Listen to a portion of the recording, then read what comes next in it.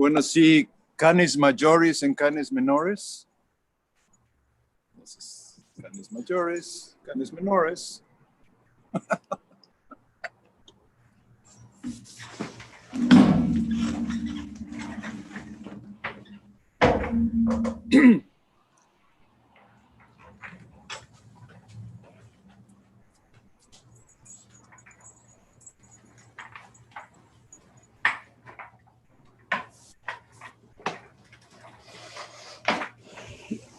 Okay, we are streaming.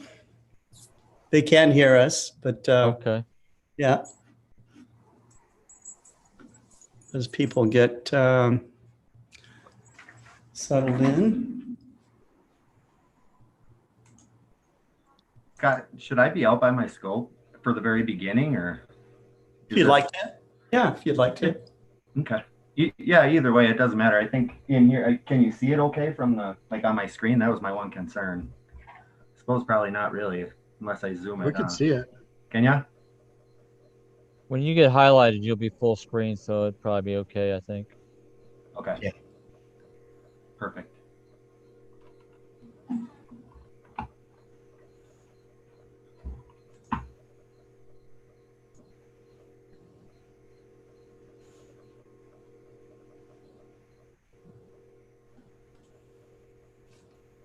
And tonight's the Perseid meteor shower too, right? Yeah. Tonight and tomorrow. Yeah. Yeah. Yeah. We're stuck here in the city. Absolutely. If it clears up later, I'll be able to see a couple. Maybe even photograph one. Yeah. Thinking about pointing my 14 millimeter straight up after the star party, see what I get.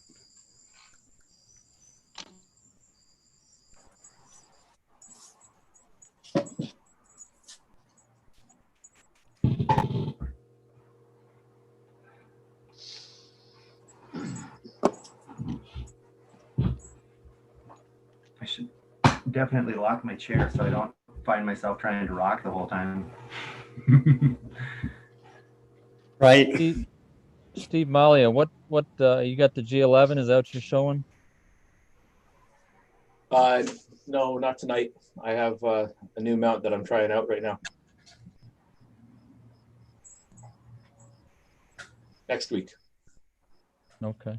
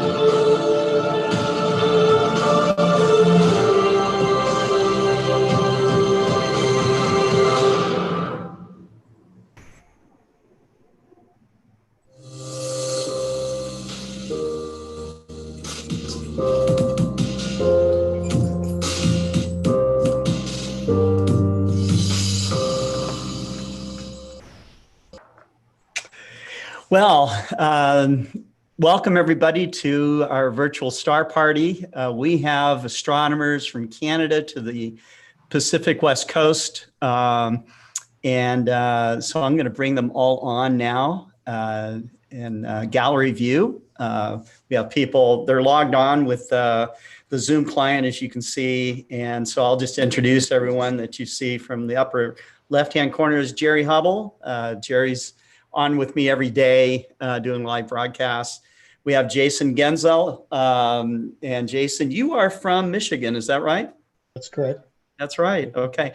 Ansel Puri. Ansel is logging in from Los Angeles. We have Kent Martz. Kent works here at Explore Scientific as well. Kent is here in Northwest Arkansas. Dusty Haskins. Dusty, where are you logging in from? Minnesota. Minnesota. Okay. All right. That's great. Yes. And then Alberto Levy. Alberto's from San Diego. Alberto was clouded out on our last virtual star party. It was kind of our test run. Steve Malia is on with us, and Steve is from the owner of Ontario Telescopes, and he's up there in Toronto, Canada. So Thanks for having me, Scott. Telescope. I'm going to introduce David Levy last, but because he'll be giving his talk here. But we have Dave Ing here. And Dave is in the LA area as well. And Astrobeard, who is Richard Grace. And Richard got rained out in our last event, and he's in Annapolis, Maryland. And of course, we're going to kick this off with Mr. David Levy, Dr. David Levy, dear friend, author, Shakespeare enthusiast, night sky enthusiast, outreach icon, comet discoverer. I could just go on and on and on, but thank you, David. Thanks for being on our show and for kicking off our largest virtual star party ever. So. Thank you. Thanks, Scotty. Oh, is it my turn now? It is your turn. You have the stage. Well, thank you, Scotty, and welcome everybody. Those of you who might have read the announcement of the virtual star party tonight might have read that I have some knowledge about Shakespeare. So I really should start with a quote from Shakespeare. "Hung be the heavens with black, yield a day to night. Comets, importing changes in times and states, brandish your crystal tresses in the sky." About 5 weeks ago, it was the full moon at the end of June, or early July. I went outside, went all the way back to an observatory building that we have in the far south part of our yard. I had a pair of binoculars and I looked through it at the star Capella, which at the time was just getting high enough in the northeast. And I moved the binoculars down and down until suddenly there it was, a 0 magnitude comet, Comet Neowise. It was wonderful just to look for a comet like that and just find it with the full moon setting, the dawn very bright. It was just amazing and wonderful. And I think Scotty wanted me to come tonight to give you a sense of what observing is all about. Tonight, the group that we have here, Jerry, Kent, Scotty, Jason, Angel, Alberto, and the others, are going to be sharing a little bit of their observing experiences with us.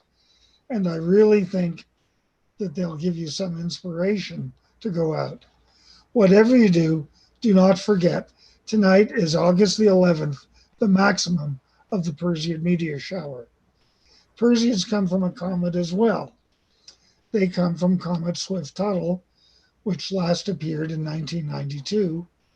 And next is going to come in I think 2127, something like that. But the Earth crosses the orbit of Comet Swift-Tuttle every August 11th, as it will tonight. And when that happens, it picks up a lot of dust that Swift-Tuttle has shred during its long journey around the sun, multiple journeys around the sun.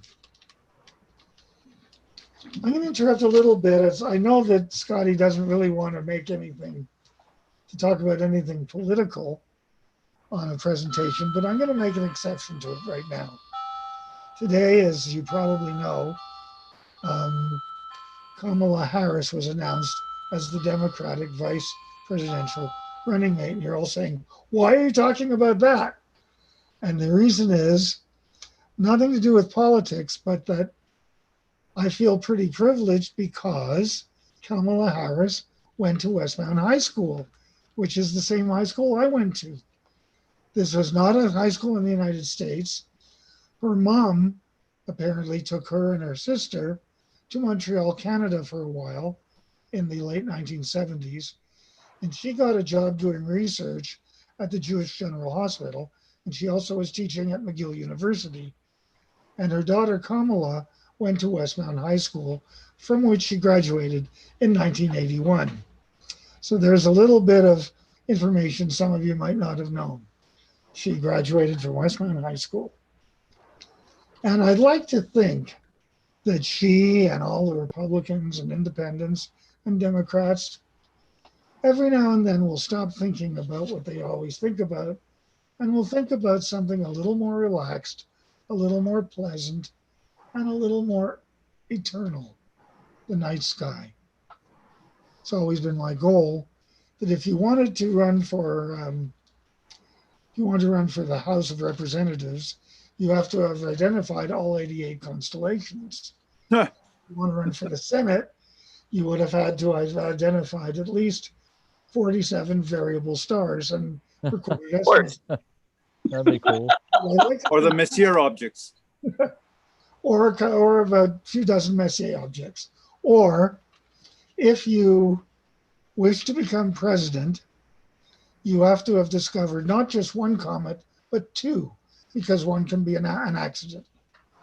So 2 comets if you want to be president. But in any event, the important When are you running? The important thing, I think, is that you go outside and look up at the night sky. Scotty has a ton of wonderful telescopes for you, and I'm sure he'd be very happy to sell you some of them. Quite honestly, to get excited about the night sky, I think he will agree that you do not need a telescope. You don't need binoculars. You just need a pair of eyes. You go outside, you sit down, and you look up at the night sky. And you surely do not need a telescope tonight, because you can go outside and look at the Perseid meteors, as I hope to in a few hours. I'm going to close with a quote, and the quote goes like this: "Our fondness for the stars has touched our souls. We all share the feeling of discovery, whether the object we have found is new to all or new only to us. The thrill penetrates our being as we try to describe through drawings, photographs, or words how we have been changed by a universe sharing a secret with us." Thank you very much. All right, thank you very much. That's great. Very nice. Awesome. We had some comments during your talk. One of them, John Peroni says that would weed out a lot of people, and we would only have smart politicians, unlike what we have now. Oh dear, yes, I shouldn't have thought that. Couldn't resist it. And Astro Blender says they sell themselves. I think that's what he was talking about with Explore Scientific stuff. Thank you very much. That's very nice. But we have quite a few people watching our program right now. We want to say hi to wherever you are in the world. And before we get started with the next spotlight here, we have questions that we will ask you, okay? And if you answer these questions correctly, if you're the first to answer it correctly, okay, you will be the winner of a door prize. And so we have progressively harder questions as we go through the night here. These were posed by Jerry Hubble, okay? And so when I was first asking Jerry for questions, he was coming up with some questions that were not for the beginner, okay? Yeah. Yeah. But even if you are a beginner, he wanted to have questions he would challenge you with, okay? So there you go. Right. So the way this is going to work, okay?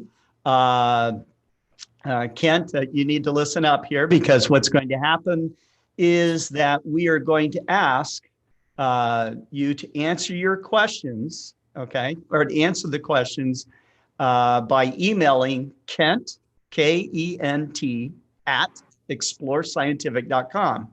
And so he's going to see these come through in his email.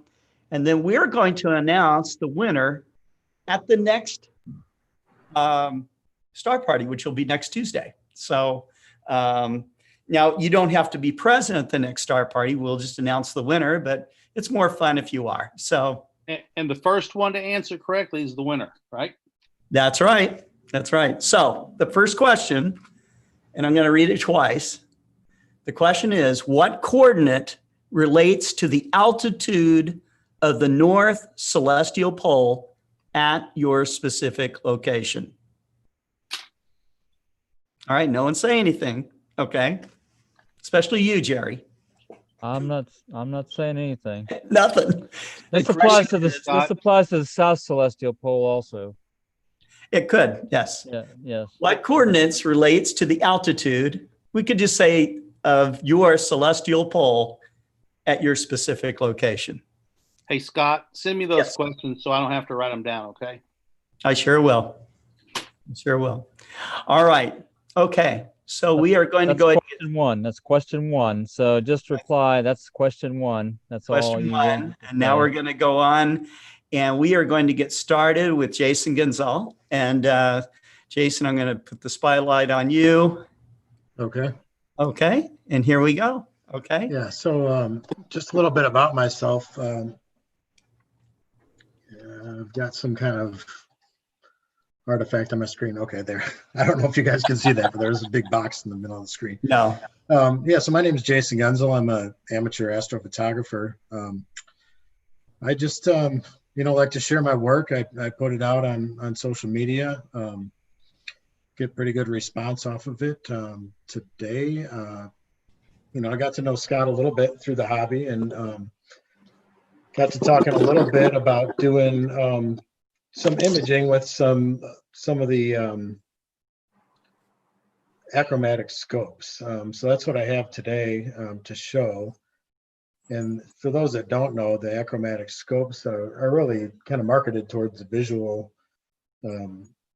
discipline because they're good for visual observing. They've got some drawbacks for photography, but I've been working hard to kind of work around those, and hopefully get a chance to show you some of that tonight. And I also use this scope that I'm talking about for solar imaging also. So I'm pretty deep into that discipline also. So with that, I'll try to share my screen here, if that works. Just let me know if this comes through. It's coming through. Okay. There we go. So what I wanted to show at first was the setup I'm imaging with. And let me turn on my outside lights so you can see this. So I've got my, I'm sitting inside, but I've got my camera pointed at my scope out there. Oh, this is like a webcam or something that you have? It's my DSLR, but DSLR. Okay. Why is this not going away?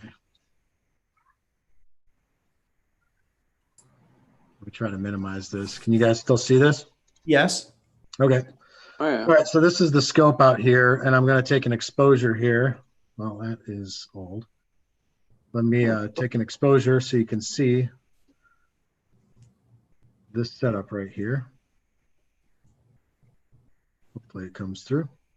There you go. Can you There it guys is. see this? Yes, we do. Okay. That's cool. Yeah, so this is just a 4-second shot I took with a digital SLR pointed at the scope out there.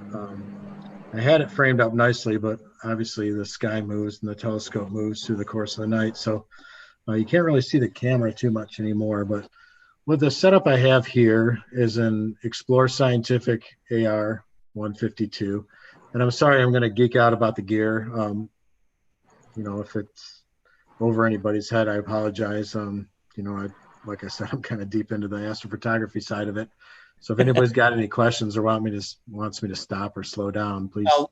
I'll shout out. watch the chats and see if Okay. anybody comes up with anything.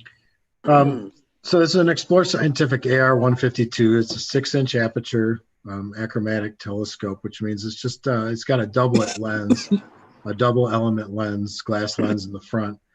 And the drawback to that for astrophotography is that it doesn't focus all the light at the same point. You need additional optics to do that. But with proper filtration, you can get around some of that limitation. So that's kind of what I'm doing here. So behind the scope, I've got the 0.7x focal reducer and corrector. And then I've got a filter wheel here. And just off the screen at the bottom is the ASI 183 mm Pro camera. That's a monochrome camera. So I'm using that in conjunction with narrowband filters on this scope to get some decent results. And I've got a motorized focuser here. It's kind of pieced together here with a lot of duct tape and rubber bands, but it works. And guide scope with a guide camera, and this is just to keep the frame centered. And then this is all riding on a Celestron AVX mount. And this isn't my main imaging setup. This is one I've just been tinkering around with, seeing what kind of performance I can get out of it. And I've been really, really surprised with what I've gotten out of this. So you can see I'm shooting right now. This camera's live shooting the sky. I'm on M27, the Dumbbell Nebula. And you can see the conditions are not ideal. I've got some high clouds and haze here. But I can show you the live images coming through. And so this is the live output from the camera right now. I'm shooting the Dumbbell Nebula at 4-minute sub-exposures. And I've taken 10 so far. This is on frame 11. And this is what the frame looks like. Yeah, excellent. So you notice the ASI 183, the raw frames have this phenomenon called amp glow, where there's, I think it's an infrared light leak on the side of the sensor. That can be calibrated out, and that doesn't show in the final image, but it will show in the raw frames here, just in case someone's wondering what this starburst over here is. But if we look at this Dumbbell Nebula and kind of change the screen stretch here, zoom in a little bit, see that there's oh, wow, pretty good detail coming through on that. Yeah. What I'm going to do is take a bunch of these frames. I'm going to stack them up. I'm actually stacking them up live right now, so we can see an integrated output, which will be averaging these 10 or however many I can get frames together, so we can see the output of this image. Jason, is that S Sequence Generator Pro, or what is that? Yeah, this software is Sequence Generator Pro. And so this handles all the imaging, sequencing, and focusing and centering of the objects. So I've got a target list here. These are other things I was shooting with it. But, you put in your target here, the coordinates of that target, and you can plate solve to center the object in the frame. And that's what I've done here. So it reliably centers it. All you got to do is click, right click and hit center on target, and it'll go do its thing. What planetarium program do you use? I use Sky Safari on my phone, but this has a really nice framing and mosaic wizard, and this will show you your object framing. So if I, for example, put M27 in here and hit fetch, it'll pull up a sample image from a sky survey of that object. And I can drag a box, and this shows my camera frame, my field of view for my camera. So just like that, you can hit create sequence, and you can set up a target in here. So it's really simple to use. But it is, it's a more advanced imaging, setup. But it's very, very powerful and convenient. Excellent. Okay, so let's pause for a minute, Jason, and we are going to jump to the next astronomer here. And so we'll have you stop sharing your screen. Yep. Okay, and there we go. And our next astronomer here is Ansel Puri. And Ansel is, as I mentioned, he is from Los Angeles. And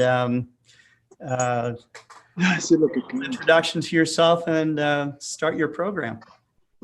Sure. Can everyone hear me okay? Yep, it's a little bit low. Great. That's okay. Mm-hmm. Okay. Hi, everyone. My name is Ansel. I have to take this time to thank Scott and the entire Explore Scientific team for giving me this wonderful opportunity to interact here. It's my first time. Thank you, Scott. Thank you, Jerry, and thank you, Ken. Yeah, thank you. Last few weeks of being able to attend, these Explore Scientific shows online with such luminaries like Dr. Levy and others has been awesome, and frankly, a blessing in disguise for me during this unprecedented time of COVID-19. I think it is just a reinforcement of the fact in my mind that we have to always try to stay positive in the face of adversity. Never stop looking for those wonderful shells under those unturned stones, which I am trying right now. I'm an architect by profession. I'm licensed in California. I've lived in the LA area for about 22 years. I USC to do my master's in architecture back in 2000. But I was born in India, North India to be precise. I also did my undergrad in architecture and from New Delhi, School of Planning and Architecture. But originally I'm from a small township further north by the foothills of the Himalayas next to a city called Haridwar, which is located on the banks of the Ganges. Stargazing and astronomy has been my passion from my childhood days. And I'm probably the only amateur astronomer here who has not done any astroimaging yet, but I hope to change that very soon. As a 7-year-old boy in the late 1970s, I remember lying down on the front lawns of our home late one evening with my dad and looking up at the cloudless night sky with thousands of stars. And I distinctly remember feeling as if I was in the cockpit of this silent spaceship. The 180-degree field of view, the IMAX view. I got so dizzy and felt I was missing a seatbelt or a restraint or something. And Wow. I held my dad's arm for balance. This was almost 40 years ago now. And it was a turning point in my life, and my love for astronomy began at that moment. Fast forward in the mid-1980s, while my father was working as an executive in Siemens in Germany, he gifted me a telescope, a small 12-inch refractor, about 45x magnification. It had a beautiful 12-inch long metal tube with a dull green Carl Zeiss lens. And it was the best thing I owned for a very long time. Exploring the moon and the planets. The township where I grew up has a recreational club with a campus for residents of the township. There's a swimming pool, there's a library, and there's also an open air theater where we would watch movies as kids under the real stars up above. So it was all open. And this is right next to a national park at the Himalayan foothills. So we saw a lot of movies there as a kid. And for me, I think the turning point came in 1986 when we saw Star Wars Return of the Jedi there.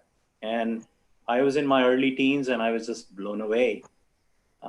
Remember vividly looking at the screen with Jabba the Hutt and his buddies, and then looking up at the night sky from my seat and wondering if all this action is actually taking place in real time on a planet around one of those stars up above. Over the years, from childhood to high school to college, to now being a professional architect, I've passionately followed the various astronomical events and missions like Voyager, Cassini and Huygens, and the many discoveries made over the years, and newly found answers to some of the most fundamental questions related to the cosmos and to the same, some of the questions generating in my mind as a 7-year-old staring at the night sky in the late 70s with my dad. At my workplace, I had printed, actually I have it right here, and hung up in my cubicle. I don't know if you can see, but it's an 18-inch by 18-inch framed image of the Hubble Ultra Deep Field. And this thing really kept things in perspective for me for many, many years. I think as a closing thought, I would say that in order for us to recharge our batteries and refill our creativity, we have to continue to look up and hope for clear skies. Thank you. Excellent, excellent, great. Okay, all right, Kent. Let's have you introduce yourself. You haven't been on with us in a while, so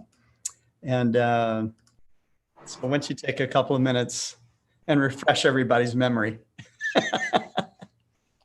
Grew up in Northwest Arkansas.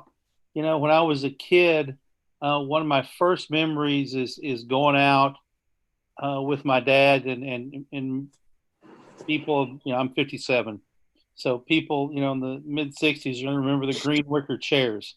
And Dad and my brother Andy and I would go out and in the backyard for meteor showers, and the Perseid meteor showers, and you know, the winter meteor showers were just some wonderful, great memories of sitting there with Dad. Dad was a newspaper guy, and I was into photography, and you know, dabbled with it, you know, from 8, 9, 10, you know, and then we moved to Northwest Arkansas from the Ozark Mountains in Clarksville, and you know, tried my hand at shooting lunar eclipses and doing some daytime solar photography and long exposures. And there's one picture I still have. I should have gotten it. Dig it out. It's a picture. It was taken in December. I went out about an hour after sunset and using Tri-X or Plus X film and Minolta 101. Put my camera on a tripod in the backyard in downtown Springdale, Arkansas, and left the shutter open all night. Got up about 45 minutes before sunrise and closed the shutter, and got a great star trail picture. Awesome. And something that you can't do now because of light pollution. But in about 1977, 76, I was able to take a 10-hour picture and get no reciprocity failure. And now you can't take probably a half-hour picture without getting something. But comets Bennett and West, stretching halfway across the sky, are just wonderful, fascinating memories. And my dad, who's now almost 92, didn't buy a telescope for himself until he was 65. Always used binoculars, just his eyes. He was just a visual astronomer and loved what he's doing. And I don't know if he's on. I haven't seen him post, so he may not be on. He watches some of these events and rags me about the way I speak sometimes, and the ums and ahs that I introduce into my talk. And spent my entire career in newspaper business. As photography was the big push, but I was a writer and editor and publisher. And you know, newspaper state of the world is you know, lots of people have been there a long time or get to leave. And I got to leave a couple of years ago and worked in a couple of different fields. And Scott came calling, and he had met at some star parties we do out at a state park, the Sugar Creek Astronomical Society does. and we'll have anywhere, we've had 350 to 400 people show up. And Scott's been out there, and Scott approached me about going to work for him in customer service, and I periodically thank him for doing that. I love what I do. People are saying you are the bomb. That means I'm seeing lots of accolades on chat here about you. So that's I don't feel like well deserved. Thank you. I appreciate that very much, everybody. I try really hard to take care of everybody's needs. I love talking to people. I love interviewing people. That's from my newspaper. And I approach customer service as interviewing people. You just have to interview them out of them, the problems, the things they're doing and the problems they're having, and then apply, a lifetime of, I grew up reading Scientific American and Sky and Telescope cover to cover every month. Couldn't wait. National Geographic and Reader's Digest were the other two magazines I literally read every word of. And who would have thought that a lifetime of amateur astronomy would lead to a full-time job in astronomy? I just couldn't teach myself. And I would. I had a coworker come in the office today to buy some stuff, and she was she's like, this is heaven, and looking at the telescopes and the science toys, and she was buying stuff for a 4-year-old and a 7-year-old grandson, and she was just in awe of the stuff we had and have. And a lot of people don't realize that we do so much more than the Explore Scientific telescopes. We have licensed Discovery and National Geographic telescopes. We have rangefinders and night vision and STEM toys and play structures and literally hundreds of products. And there's 18 of us in the building, and it's amazing how much we produce for 18 people working in the building in Springdale. So anyway, all right, that's enough about me. I'm taking up time from the other guys, so I'll hush up. All right. Next up is Dusty Haskins. How's it going? Great. I am Dusty Haskins, and well, I think Jason kind of did me a good favor there because he explained the AR-152, which is that one right up there over my shoulder. The only difference is that a live image of your 152 outside? That is a live image. Okay. Yes. So let's see here. Let's see, it's moving right there. Yep. Yeah. But yeah, so the difference, I actually won that scope from Scott himself. So it was on a Twitch stream, and I was the lucky winner of that thing. So that was on Gibson Picks, right, with Dustin Gibson of OPT. Yes, it was. Yep. And I actually got into full-fledged astrophotography. March 8th was the first day that I set up my mount. So from there, when I originally set it up, I didn't really know what I had for a scope. So I actually started out imaging with this right here. Wow. That was just it's a little tabletop Dob that I went and got new screws for and moved everything forward and got everything. I mean, the focuser itself, you can see I had to wedge a little piece of zip tie in there. Yeah. Just to make it work. But that was all it took. So yeah, that was how I kind of got started. I mean, originally I've always had a love for space and everything like that. In fact, my wife she kind of jokes about it a little bit because she says she won't even let me go shopping by myself because if I come home, it's either going to be camouflage or Star Wars apparel. So yeah, but that was, I mean, for me, that was really where, I mean, since I was little, I remember looking up at the sky and just sitting there in awe. And then a little bit later on in life, we actually had our daughter was born, and we didn't realize it at first, but then later on we realized that she was kind of hard of hearing. So we had gone through and we found out that she was delayed because of it and everything. So the further along we went, we realized that she had to get tubes put in her ears, and once we did, one of the first things that she really took off with was the planets. I would play like this little YouTube video. So space, I mean, that was the one thing for her that really, I mean, she can, she's 3 now. She can still name all the planets, all the exoplanets, everything like that. And that was the one thing that got her to start talking and everything like that. So I mean, it was amazing. That is an amazing story. Little children can learn things so quickly, you know, and so I'm glad you got her started at such a young age. Oh yeah. Yeah. In fact, I think one thing about it is if I drag my Dobsonian out or whatever, there's been a couple times that my wife has pulled home, she's got home, and my kid has come outside at the same time, and she sees my scope and runs right past to the scope. She's on her way going to it. I mean, they fight over it. So that's a good thing. It makes me smile every time. Wonderful. Okay. All right. Well, let's jump to our next astronomer here, and that is going to be Alberto Levy. Hello, guys. Actually, I was born in the U.S. My dad was a veteran of World War II, but we moved to Mexico when I was 4 years old. So actually, I grew up there. My dad always spoke to me about when I became an adult, people like me would be going to the moon. And it happened. I was probably 20 years old when all of that happened. But as a youth, I started in astronomy when I was 10.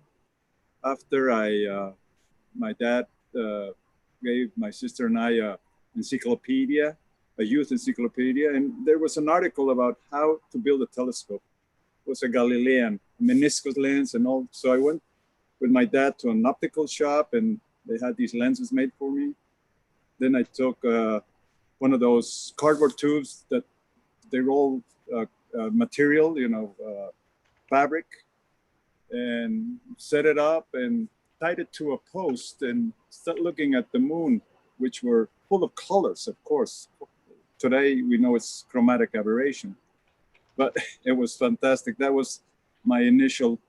When I was 16, I learned there was an Astronomical Society of Mexico, which is, by the way, the second oldest one in the world after the French one. Oh, I didn't know 1902, 1902.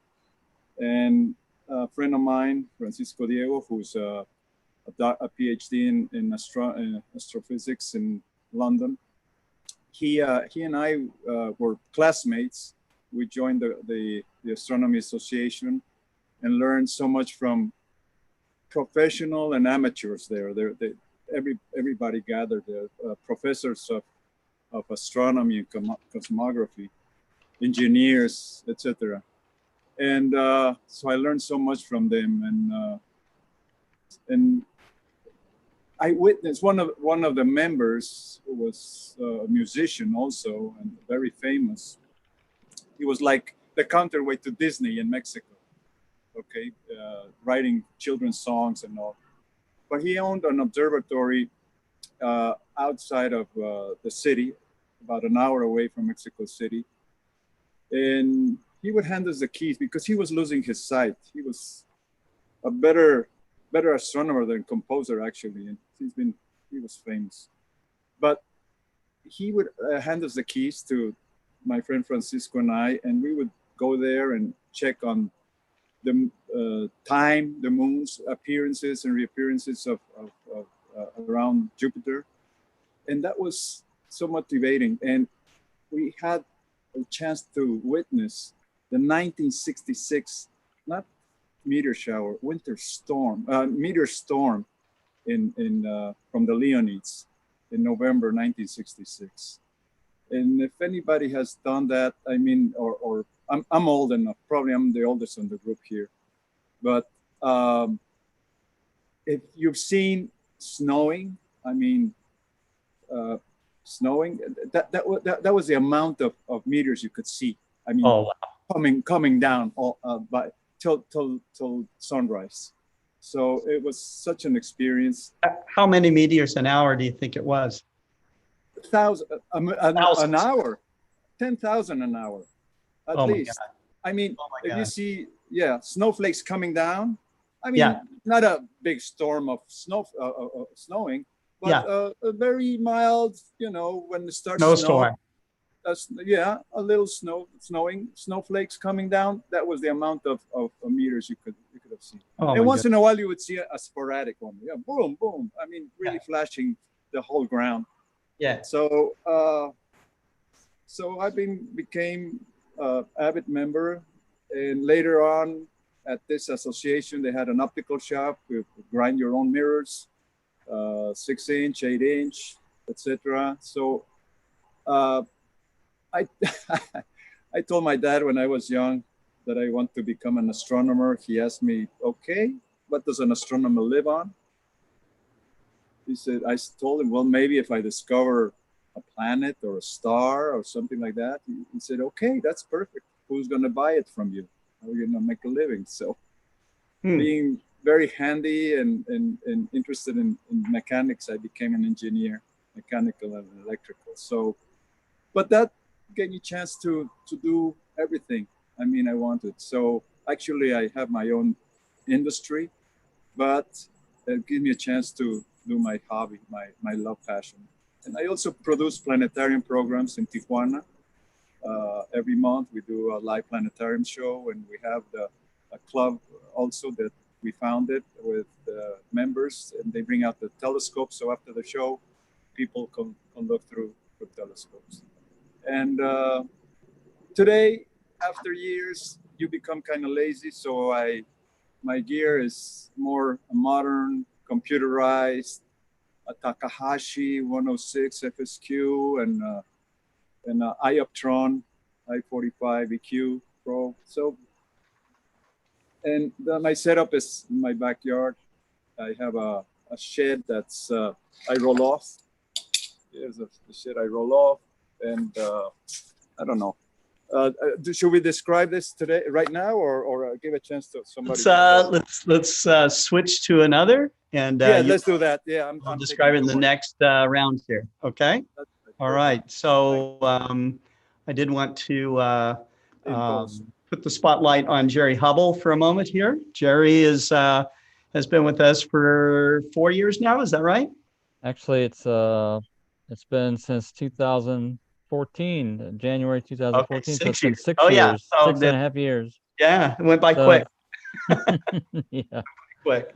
So Jerry, just to developer of the PMC-8 system, but he's a extremely avid amateur astronomer. And yeah, I just real quick, my background. I grew up in the Apollo era, you know, as a kid, and that was what took my focus when I was 8, 10 years old, and that's when I first saw and used my first telescope that I borrowed from our school system. Had telescopes to lend out. It was a little, I think it was like a little 3 or 4 inch Newtonian on a little spindly mount. I got to use that at home for a little while, but then I didn't have a telescope for a while. But I grew up in the 60s with the Apollo, so I was really into the Apollo missions and moon and lunar image and lunar observing.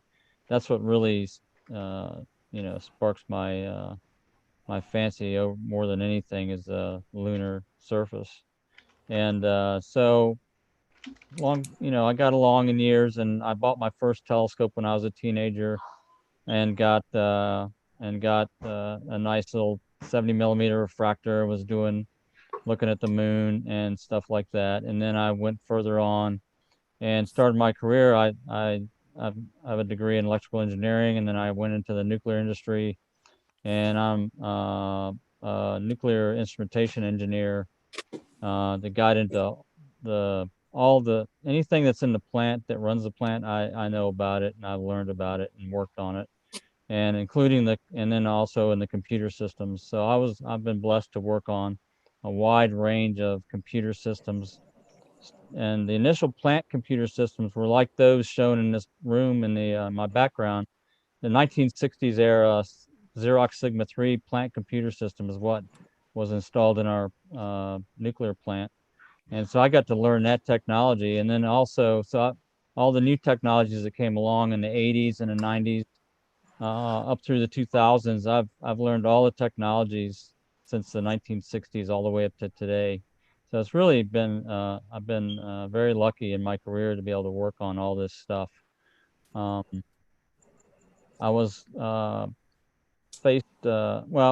I also got into astrophotography about 10 years with the modern electronic astrophotography that we have today, and really jumped in it with both feet. I wrote 2 books. One's called Scientific Astrophotography. It came out in 2012, and the other one is called Remote Observatories for Amateur Astronomers. It came out in 2015. So I'm into remote observing, remote observatories, building instrumentation, building equipment, designing. Scott gave me an opportunity to design and build a mount control system from scratch, basically. And I said, yes, I can do it. I've never done it before, but I'll do it. So that's what I did. And it's turned out really well. I mean, That's how you find talent. It's been a struggle in some areas, but again, that's what I like best is the challenge. So I'm hoping to help people learn astronomy and understand that it is a challenge to get your equipment up, but it's a very rewarding challenge. And so don't get too frustrated. There's plenty of us out here to help everybody, including everybody that's on this session tonight. We're out to help everybody learn and understand their equipment and to use it the best they can and be successful. That's right. That's right. Okay. All right. So next up is going to be Richard Grace. So howdy, all. Nice to have you back on with us, Richard. You unfortunately got rained out during our test star party last week, but how's the sky tonight? It was pretty clear earlier. We got a little bit of cloud, but it's breaking up. It's just doing that thing, after it's condensing a little bit. And I think we're going to get some good images tonight. Got a few earlier. Okay. Yeah, things aren't looking too bad. Looking a whole lot better than last week. So I'm enjoying this. I'm dry at this point. So yeah, let's see a little about me. I started roughly 9-10 months ago, just taking pictures through an eyepiece of a small daub, kind of like Dusty has. What's happening, Dusty? And just wanted other people to see what I saw because I was amazed by it, and came home and upgraded the equipment and got a real camera. I got my first DSLR for Christmas this year, so I have no photographic training or anything. And had my eye on this beautiful Explore Scientific Comet Hunter, all made of carbon fiber. It really drew me in, and we're going to try and make it work. And I'm going to be guiding soon, but I figured I wouldn't try and add too much to the whole thing. I got all the ASCOM in and all the PhD2 and all that stuff. So hopefully we'll be controlling it all from inside very soon. But I figured I knew how to make it work for now, for tonight, and that's more important, and the show must go on. So I'll turn it back to you. All right. Thank you very much. Thank you. Okay. All right. So up next is Daniel Mouncey. Daniel is from, also known as Dr. D. Dr. D, you can find him at Woodland Hills Camera and Telescope. You can find him all over the internet, and he has been a great mentor to many, many thousands of astronomers, I think, over the years. So thanks for coming on the show. Can you guys hear me? We can hear you. Yes. Okay, great. How did I get here, man? I don't know. You went through that portal, you went through that portal, it sucked you in, and here you are. So. I was running late. But I got to first commend you guys. I got to just say a couple of things because we've had a very long day. It is so busy, this industry right now, as you guys know. It's just beyond, it's like so crazy. Yes. But Jason and Dusty, one of the cool things I just love that right off the bat, and I mean this sincerely, is they're using acromats. And I'm so impressed with what I saw, and just that effort with acromats, because there's so much You know, you don't see, everybody feels like they have to have the greatest, like the astrograph on the planet, you know, the best ED correction. But I'm amazed, you know, look at Edward Emerson Barnard, you know, some of the stuff that was done and achieved in that time. So, but it's just so cool to see people using acromats. And I'm gonna talk about this tomorrow when I'm at work, and share the stories about tonight. Yeah. So, and it's great to see some familiar faces. And Kent, God, finally get to see Kent. Thank you so much. I always go on about how amazing Kent is because the service is unbelievable. You know, so yeah. I really got to give hats off. It's a pleasure to meet all you guys. Yeah. So how did it all start? It started just a real brief. I was working as a box boy at a supermarket in Marina del Rey because I live in Los Angeles, and I saw this magazine stand and it had a picture of Comet Shoemaker Levy 9 on it. It was a magazine. It was on the front cover of a magazine. What year was that? 93 or 94 or whatever. But yeah, 94. They knew it was coming. Yeah, they knew those comments were coming. So that image on that magazine cover was burned into my soul, you know. And so from then on, that was where it all started. So, and here we are today, you know. And I worked with Jeff Wood over at Scope City in Sherman Oaks, you know, when we were back in the Scope City days. And then I came in to get some things over at with Farrah over at Woodland Hills Telescopes, and she's like, "Why don't you come over here and work over here?"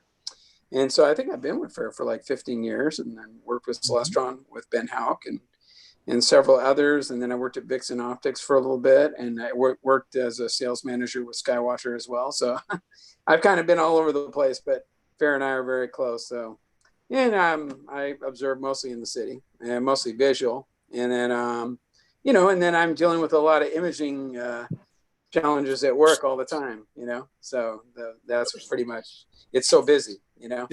So, but that's me. You know? Yeah, thanks. Thank you. All right. I don't want to bore you. No, it's hardly. So yeah. You've got a zillion stories, I know. All right. So okay. And you do too. We got to do an interview with you, Scott. You got to come on my podcast.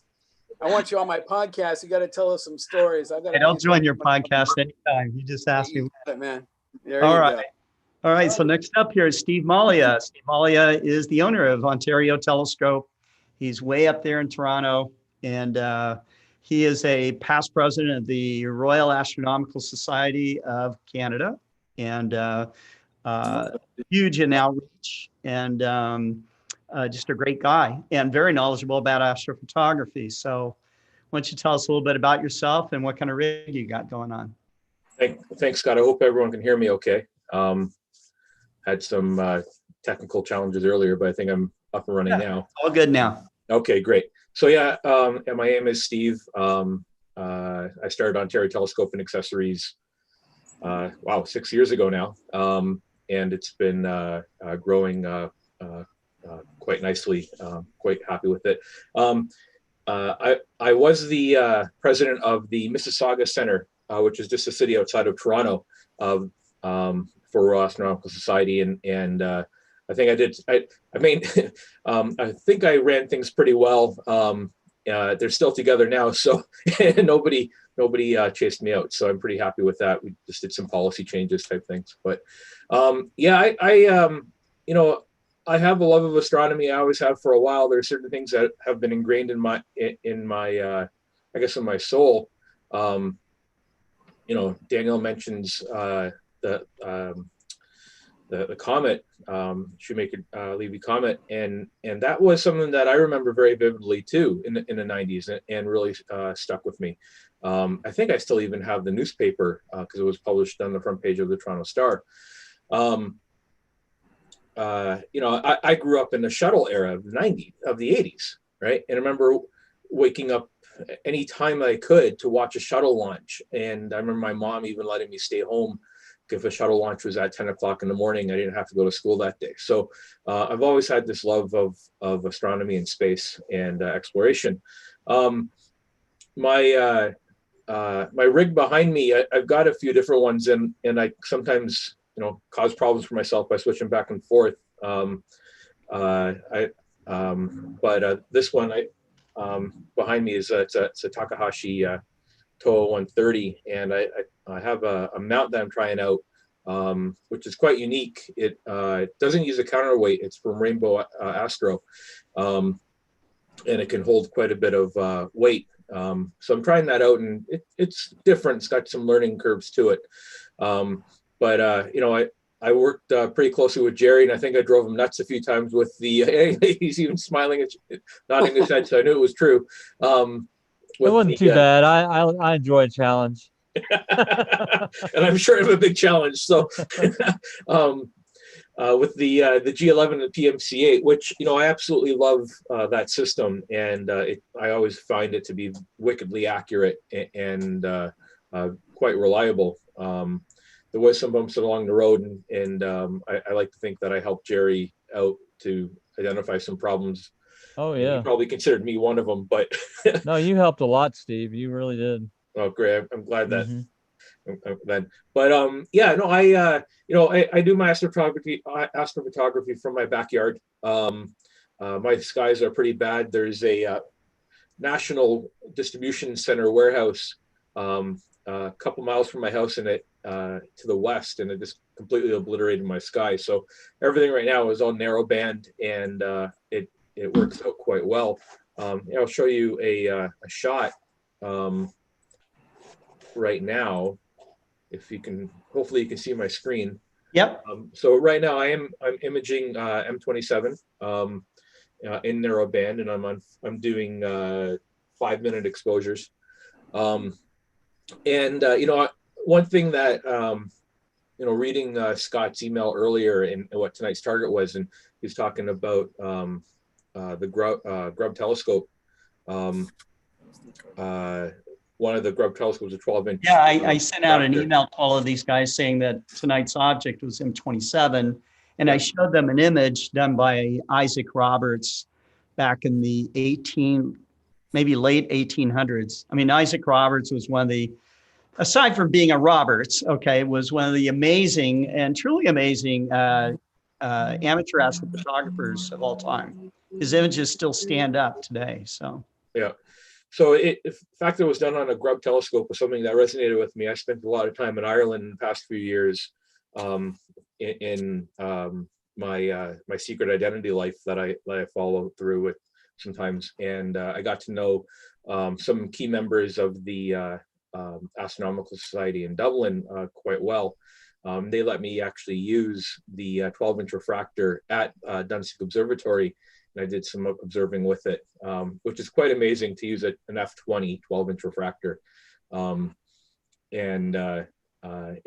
really strikes me is that no matter where you go in the world, astronomy is astronomy. The stars are all the same. It doesn't matter where you are in your beliefs, the stars are always there. And it seems to be a very good constant for us. So anyways, that's my little thing now, and I'll yield back.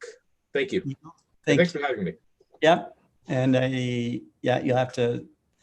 Awesome. Here we go. And so next up will be Dave Ng, and Dave was part of our first star party. Dave, you were successful in getting shots. We were shooting M13, and you got a nice shot of that. And is that something you're able to share? It is. It is. Okay. Well, why don't you introduce yourself first? Okay. Yeah, my name's Dave Ng. I'm from Temecula, California. I got into astronomy just a couple of years ago. I went to a star party, and that was the first time I looked through a telescope. I saw Saturn with its rings and Jupiter and the moons of Jupiter, and I was just blown away. I just loved it. I joined the local club, and I've been very interested in doing astronomy ever since.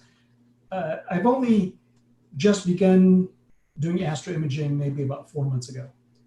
I wanted to see if I could actually create those pretty pictures that we see everywhere. So I started getting into it, and let me share my screen and see if I can show you what my rig looks like. Oops. Really clear sky out where you are right now. Oh, yeah. Nice. Actually, I shot that picture too. Oh, very nice. Very nice. let's see, share my screen. Here we Okay, go. can you see the rig? Yep, we sure can. Okay, so that's my backyard. And what I'm using is a Celestron AVX mount. I have a Explore Scientific ED102. My camera is a Nikon DSLR, the D5300. And I use an ASI Air Pro, which is a Raspberry Pi device. So I don't have any laptop hooked up to it. The ASI Air Pro does everything. It does the image capture, does guiding, focusing, polar alignment, the session information, does all that. So it's kind of a cool little device. I just connect to it wirelessly with my tablet. Do you have an electric focuser on there as well? I don't, not on this one. The one thing about the ASI Air is that you can only use ASI equipment on there, pretty much, for the most part, with the exception of a few DSLR cameras. So if I were to use a focuser, it would have to be their focuser.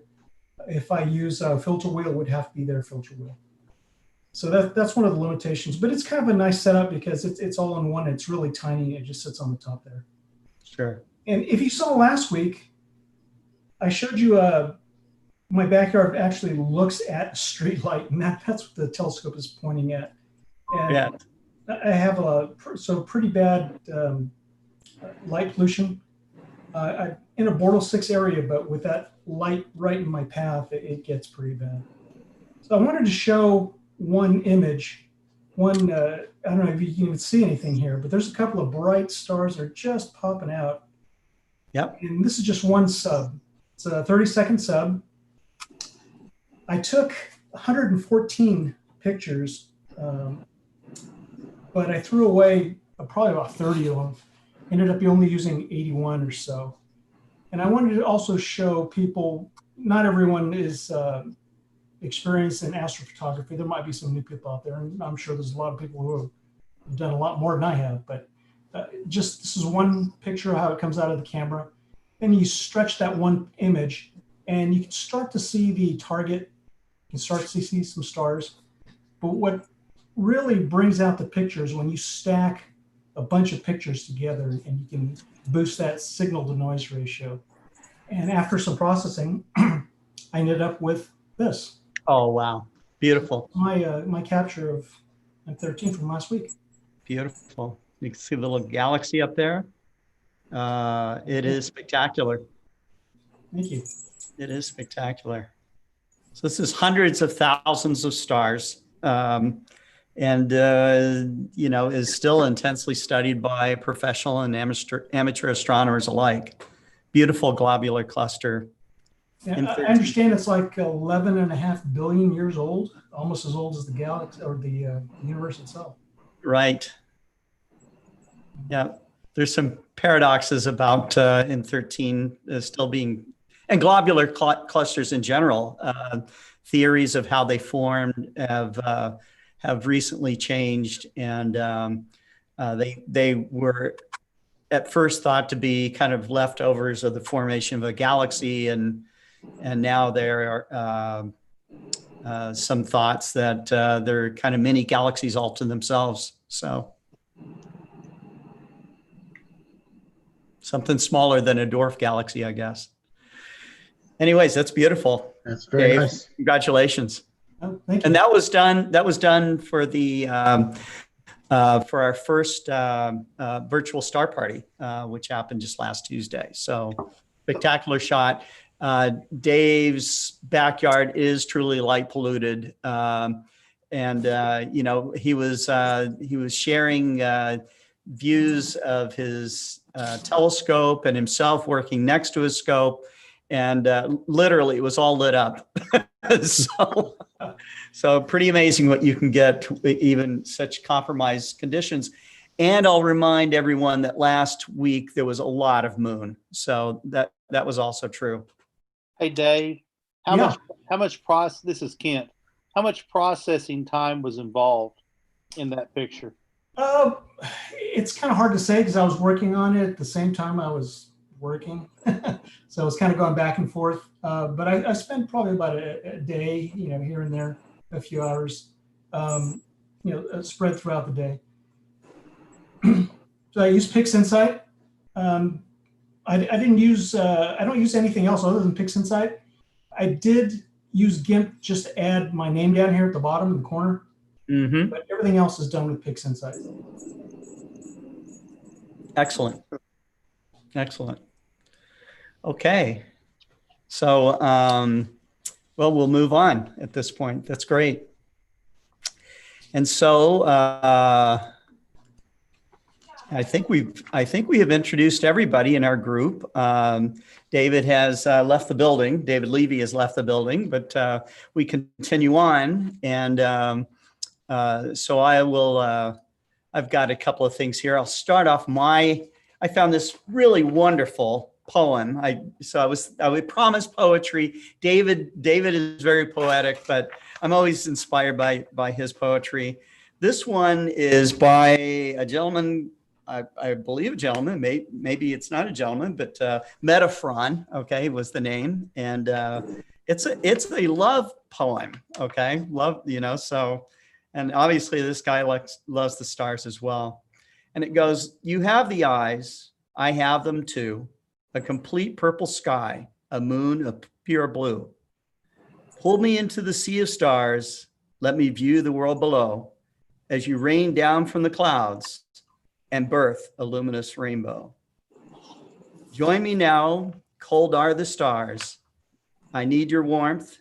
You're my sun, and I, your Mars. Pretty nice, pretty nice. And so I'm going to switch to some artwork. I promised artwork as well. And we have the space art of Carlos Hernandez.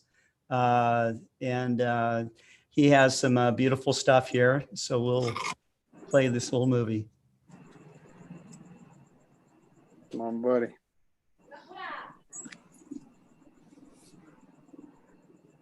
There is music to this. It's very low.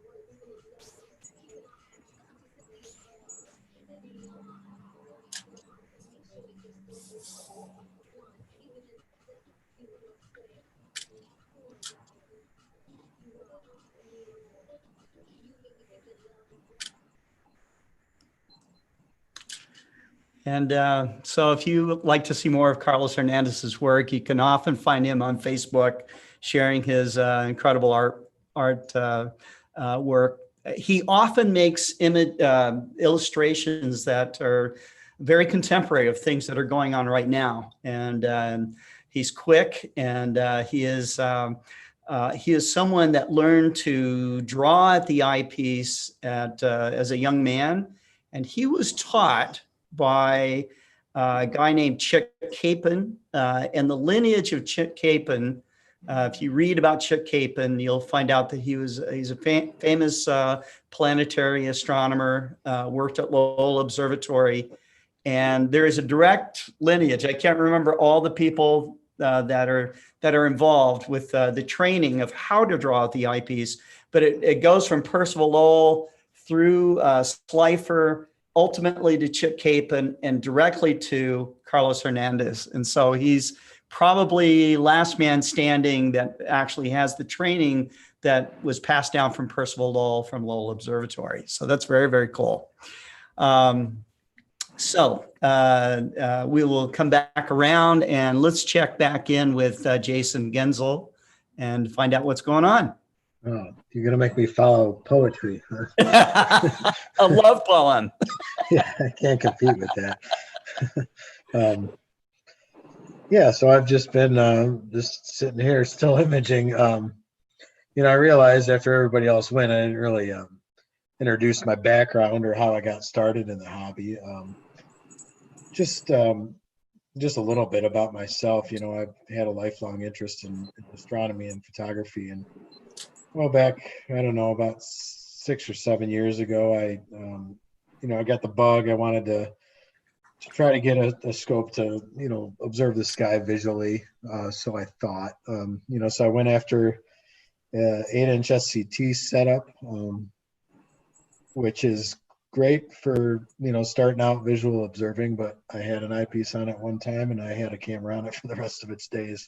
So really jumped in head first into the imaging game. But that was 2013. I don't know that I necessarily took myself seriously at first, but started getting into it and getting more involved in the process, both the acquisition and the software, the processing, and over time, just kind of honed the skills in and started to tailor make the imaging systems to perform how I wanted. And so the rest is kind of history. I just kind of built on a simple foundation, but just kind of plowed my way through it.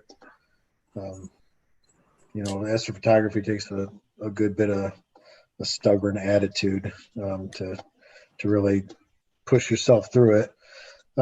So I can share now into my current screen.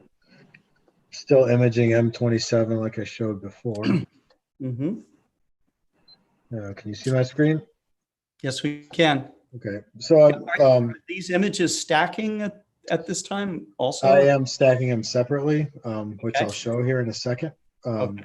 So what I did here is, you can see my run here. I took frames through a hydrogen alpha filter, 4-minute subframes. I've taken 15 of them. So I've got an hour of hydrogen data on the dumbbell right now, the M27, and then I've moved on to oxygen, and I've taken 20 minutes of data there. So my goal during this star party is to try to get an hour of each and to stack those together into an image. But what you're looking at here back behind is the oxygen data. I can take a little bit of the stretch off that so you can start to see the detail down in the core, the oxygen. This is an achromat. This is not an apochromat telescope. Really amazing. Right. Yeah. And then, the science of it will tell you it doesn't matter, right? Because you're focusing on one single wavelength through the lens. Right. And so you don't have the problem of the focus dispersion or whatever you want to call it. The problem with an achromat is it focuses red light at a different place than it focuses blue light. And so if you take a broadband image of all the colors in the spectrum, the majority of it is out of focus. But what narrowband filters do is exactly what the name implies, is it takes a narrow slice of the spectrum. So for the oxygen data, we're just looking into a narrow slice in the blue-green area of the spectrum. And because we're looking at a narrow wavelength range, all that light can focus at the same point, and so you get a sharp image through a telescope that's not corrected for broadband light. Right. So this the drawback on that, Jason, is this correct that it's almost like going back to film days. You have to do very long exposures because you are cutting off quite a bit of the light that you would have with a broadband filter or with just no filter. Yeah, exactly. It pushes you into narrowband imaging, and I think it takes an astrophotographer to understand what that means from the camera side, but you do eliminate of the visual spectrum. You're eliminating what does that make, about 90% of it or more the light hitting the Right. camera. Right. But So also you're you're able to compete with other light pollution, the artificial light in the area. Yeah. So that you could, through narrowband imaging, you can image from an urban environment. I don't know how close you are to a city or the city lights, but I've seen narrowband images shot from, Chuck Ayub lives 6 blocks away from downtown Detroit. And I think he won 3 or 4 astronomy pictures of the day on that NASA website. So it's pretty amazing what can be done. And the other point is that you're shooting with an achromat, which costs far less than a similar aperture apo. Yeah, and a lot of people maybe don't like to talk money, but from the point of view of the optics in the cost of entry, this is an extreme value, because what you're looking at here is a telescope. I think it retails for $799, and it's on sale now, I think. At least I saw. It's in the low 700 range. Yeah. And a competitive scope that is an apochromatic, so it has a 3-element lens, and you can shoot broadband with that without with less of an issue. You're talking about $3,000-$4,000 range for a similar sized instrument. $5,000. Yeah. So. And more. Yeah. So you're talking about like 20% or of some competitive instruments and cost wise, and really they do, if you're shooting both narrowband and through both telescopes, there's not going to be a huge difference. There's maybe quality of optics comes into play, but definitely and what I've said about this experiment that I'm running here is the proof is in the pudding. I can pull up an image that I've completed. Let me see here. Oh, no, that's a cheater.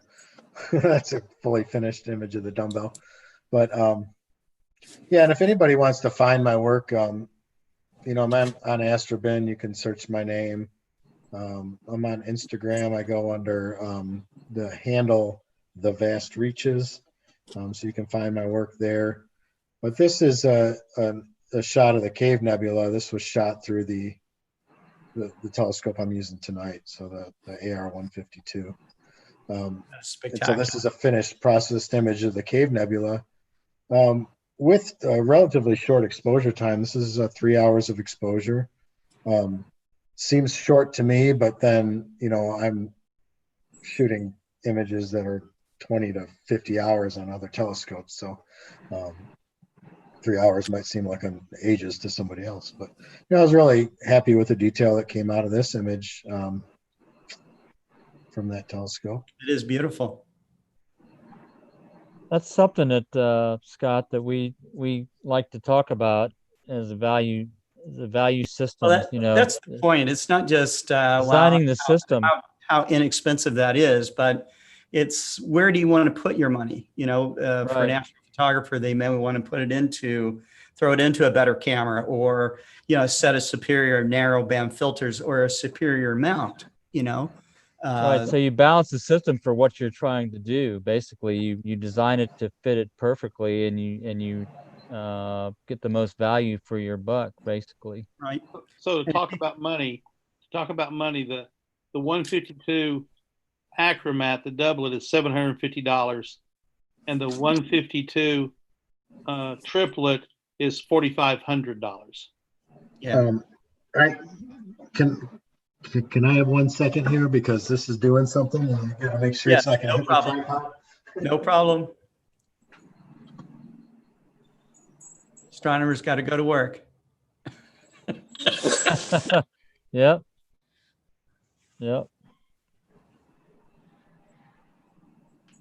anybody tell what it's doing from that? I think it's going to be okay. It's going to do a meridian flip here, and I just want to make sure it's not going to hit the tripod. Yeah, I was going to say, I just did a meridian flip a few minutes ago. Yeah. I know Rich has probably got a meridian flip going on or has completed one already. Yeah, it's moving right now. I just did my flip. Anyway, I won't keep too much longer. I just want to show the image of M27. So this is the hour of stacked data. Wow. In PixInsight. Look at that, those shells and yeah. So this is the there. It's beautiful. Fully stretched image shows even the outer shells here. Yeah. For 1 hour data, I'm pretty satisfied with that. Yeah, I imagine if you just keep going, the Dumbbell Nebula would become unrecognizable. Yeah, but if you take the exposure down a little bit, you can see all the detail into here, all the way into the central white dwarf star right in the middle there. It's lighting up that whole nebula. Does anybody know the size of the dumbbell? I just had the Wikipedia pulled up. The distance is 1,200 light years. Yeah. So what is that brings us to our question. Let's do question number 2. Okay. Question number 2 is, what was the first planetary nebula that Charles Messier discovered and added to his famous list of objects? And when did he discover it? What was it and when? Right. So, Charles Messier. 2 pieces, and you're going to send the email as question number 2. Yes. Which question it is. Question number 2 answers to Kent@explorerscientific.com. That's right. Question 2 answers. That's right. All right. So the door prize for number 1 was pick any of the 52-degree eyepieces that you want. Okay. So you can look at those. If you're the winner, select which eyepiece you like. Okay. Question number 2 is pick any of the 1 1/4 82-degree eyepieces that you like.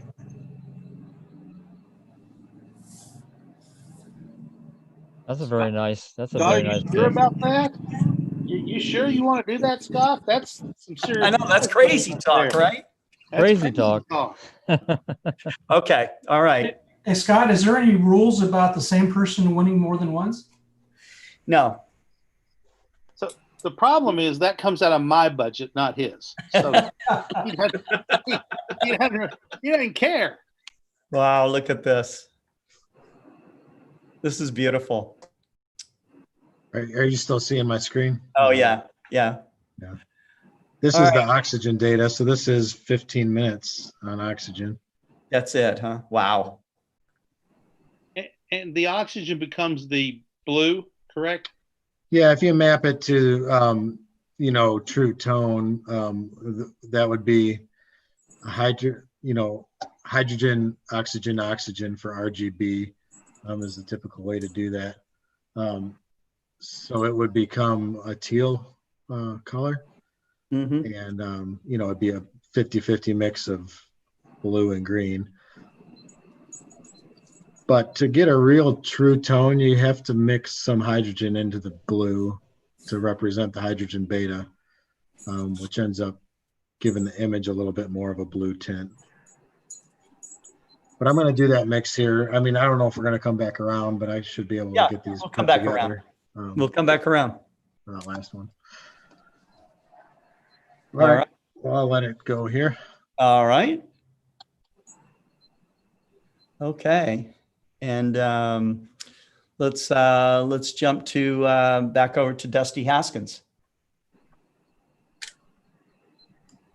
So I hear everybody's been imaging already, and I hadn't even really started yet. So, but I guess what's the steps? What are you going to do to get started? Well, I went through, and you guys kind of saw when I went and set everything up. That was about as far as I usually take it. Okay. And then really what I got is I don't know if you can see that. Yes. Yeah, kind of. All right. So type in where we're headed.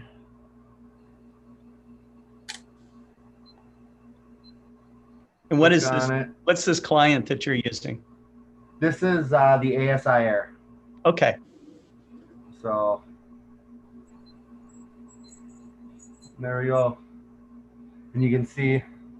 Yeah.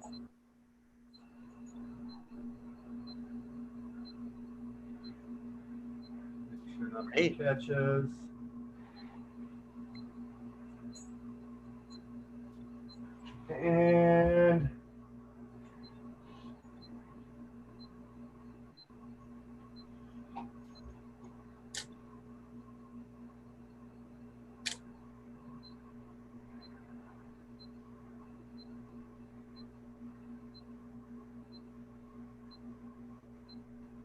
And now what it's doing is just, I don't know if you can see it. Once it gets there, it plate solves, and we'll start as soon as it gets there. Okay. So maybe you could describe a little bit what a plate solve is for people that might not know that.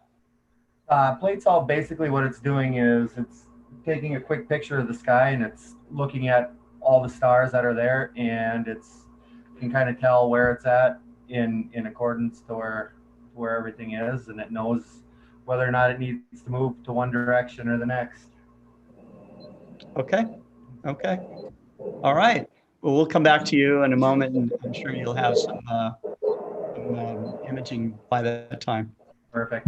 All right. Let's jump to Alberto Levy. Oh, hello, guys. Yeah. That's me. Okay. Is the jet going overhead? Yeah, I'm just about a couple of miles from Miramar Air Base. Top Gun. Top Gun. That's right. I'm quite secure here. Very safe. No Russians are coming. They're not coming. Yeah, but you did have a plane crash not too long ago, right? A few years ago. The air show, it comes over my head, over my house, so it's really free. Yeah. But okay, this is the gear. Oh, let me turn the iPad. I have it.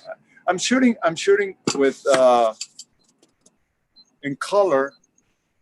Okay. With a Canon D60A. All right. And through a Takahashi. Let me stand up better. FSQ 106. Mm-hmm. And I added the 1.6 Barlow in order to have a better, a larger image. And I haven't guided yet. I'm just shooting about 40 seconds right now, and want to see the not only the calibration, but basically what's my best ISO and time to get it. And I have a very simple light pollution filter. I'm not far from downtown, so this is what I got. And beautiful setup. Maybe I can stop the camera for a moment and see what we can see. Maybe I could show something. Where is it? Where is it? No, it's quite dark. No, I have to give it more time and better. Okay. So I drop it too much. But I'm going to show you what I did with an Explore Scientific. Just you can see that. Wait, one second. Would it be in focus, or it's like kind of overexposed here? But actually, it's a better image. I don't know if I could. Well, that's the dumbbell, and that was shot with an Explore Scientific scope. Yeah, the 127 AR. 2 weeks ago with an H alpha 7 nanometers. Oh wow! And I just made got 18 shots stacked, but I mean it looks here overexposed, but actually it's a better image than this. Maybe if I enlarge it, it would probably you know, the camera tries to overexpose the image. Yeah. But actually, it's not that burnt in the middle. Not that right. Burnt. Yeah, you just can't get the scale by looking at a screen. But this in a monochrome camera. Right. But you can tell stars look nice. Lots of detail in the nebula. Yeah, this is through my iPhone, so the resolution won't be there.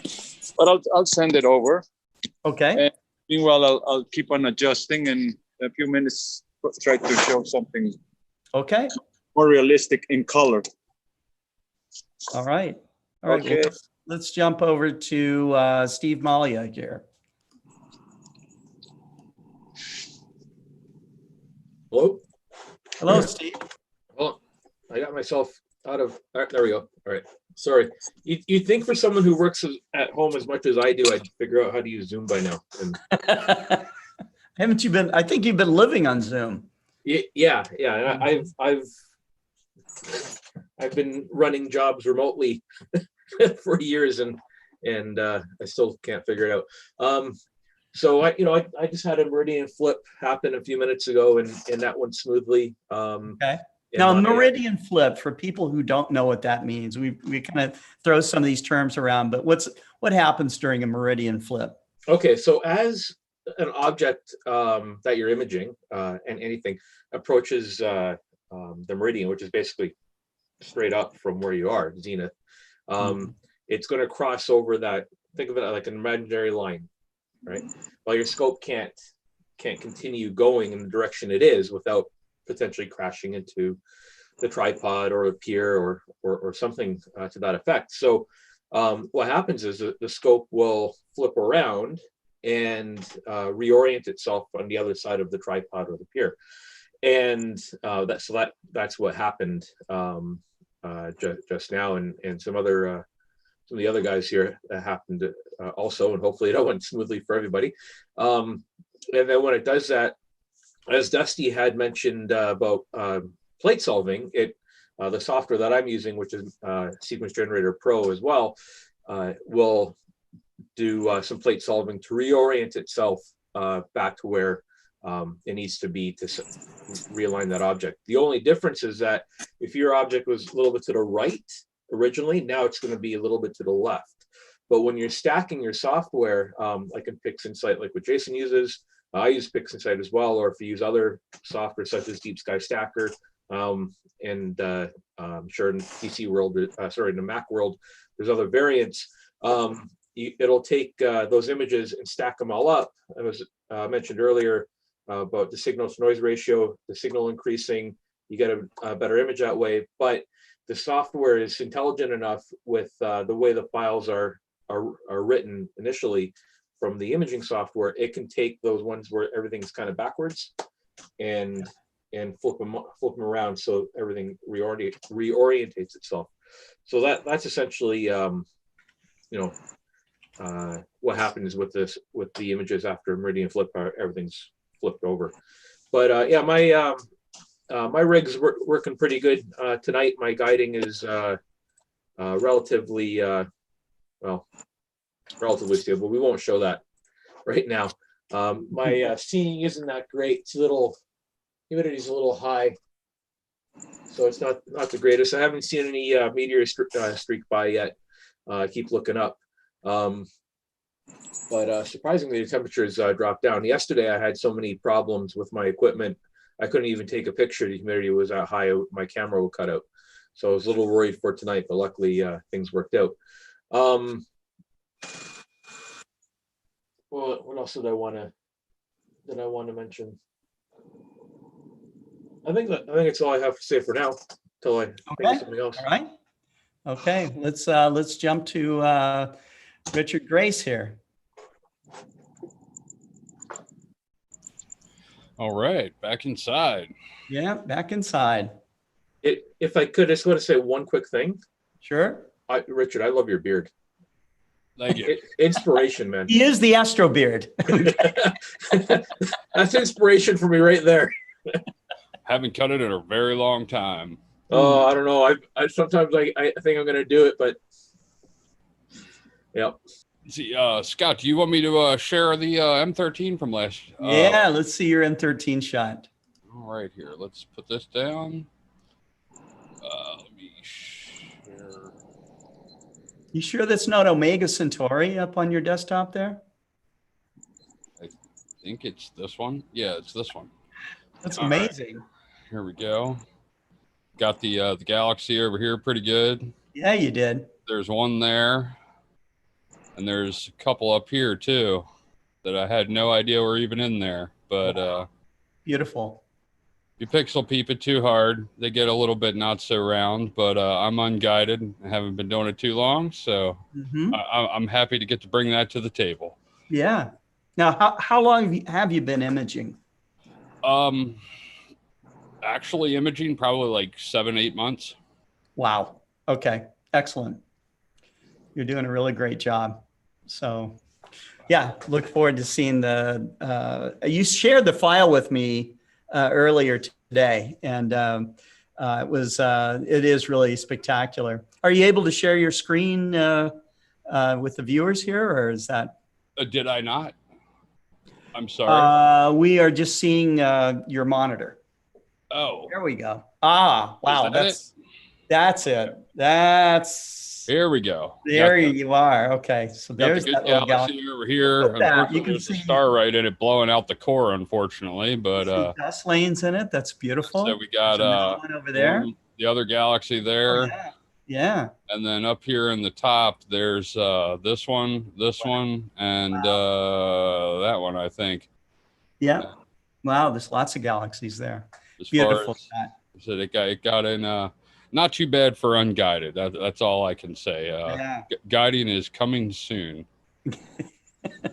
Yep, to a telescope near you. That's right. What's your exposure time? What's your exposure time on those? 60 seconds at f4.9 through a 152 Comet Hunter. Oh, okay. And that's a ZWO 183 as well, with the gain. Let's just call it half up. Nice. It's about. You're gonna laugh. It's about 30 minutes of data. Looks beautiful. Looks fantastic. How do we unshare this thing? Oh, there it is. Hold on. Yeah, you got it? Maybe. Something disappeared. Here, I can stop your sharing. There we go. There we go. Okay. I want to make a comment on your image, which I think is fantastic. That if you looking at the core of M13, you can see the individual stars right in the core. I think it's a fantastic job. Yeah, I try not to blow things out. As soon as something blows out, it's pretty much no good to me. That's a fantastic M13. Let me share one more screen here, because I got what's going on tonight here too. Right.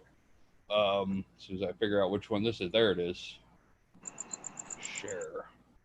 Okay, so right now we got 90 seconds on the Apple core here.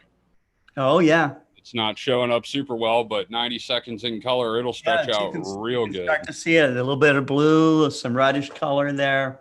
Mm-hmm. So and I always get green images when they're kind of natural, so I've been learning how to use my Insight Foo to, get that working better.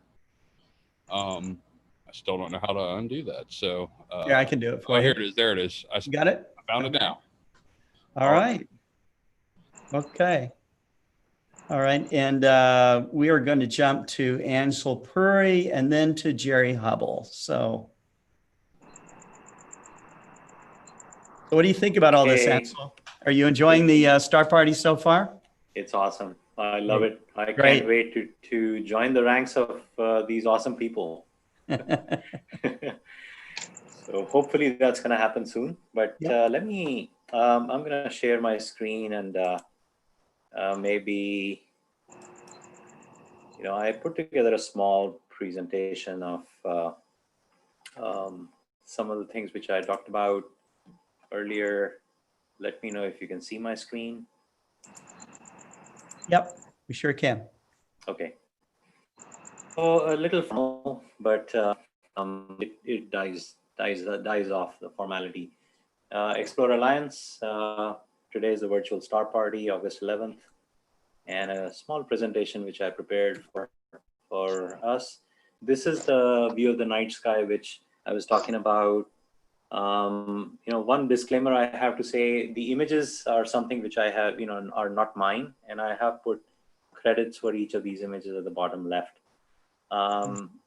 This is sort of what I remember back in the 70s, lying down in the front lawn, looking up in the cockpit of a silent spaceship. And that's what I became after that day. This image is from the latest issue of the Sky and Telescope magazine from June 2020. And yeah, my childhood was kind of like this, but this guy really takes the cake.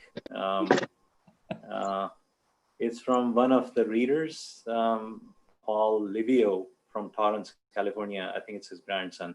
It's cute. This is another one which is burned into my soul as well, the pale blue dot. I put the quotation or the paragraph from Carl Sagan here. And it's funny, this morning when I woke up in my bedroom, there's a beam of light coming through and I could see like tons of these dust particles. And immediately this thing came in my head and I'm like, well, we are on one of these dust particles floating, somewhere in space. Mm-hmm. It's very profound. That little speck has everything we have ever known, we'll ever know. Moving on, again, one of the images which I think we saw this a few weeks ago with Dr. Lopez.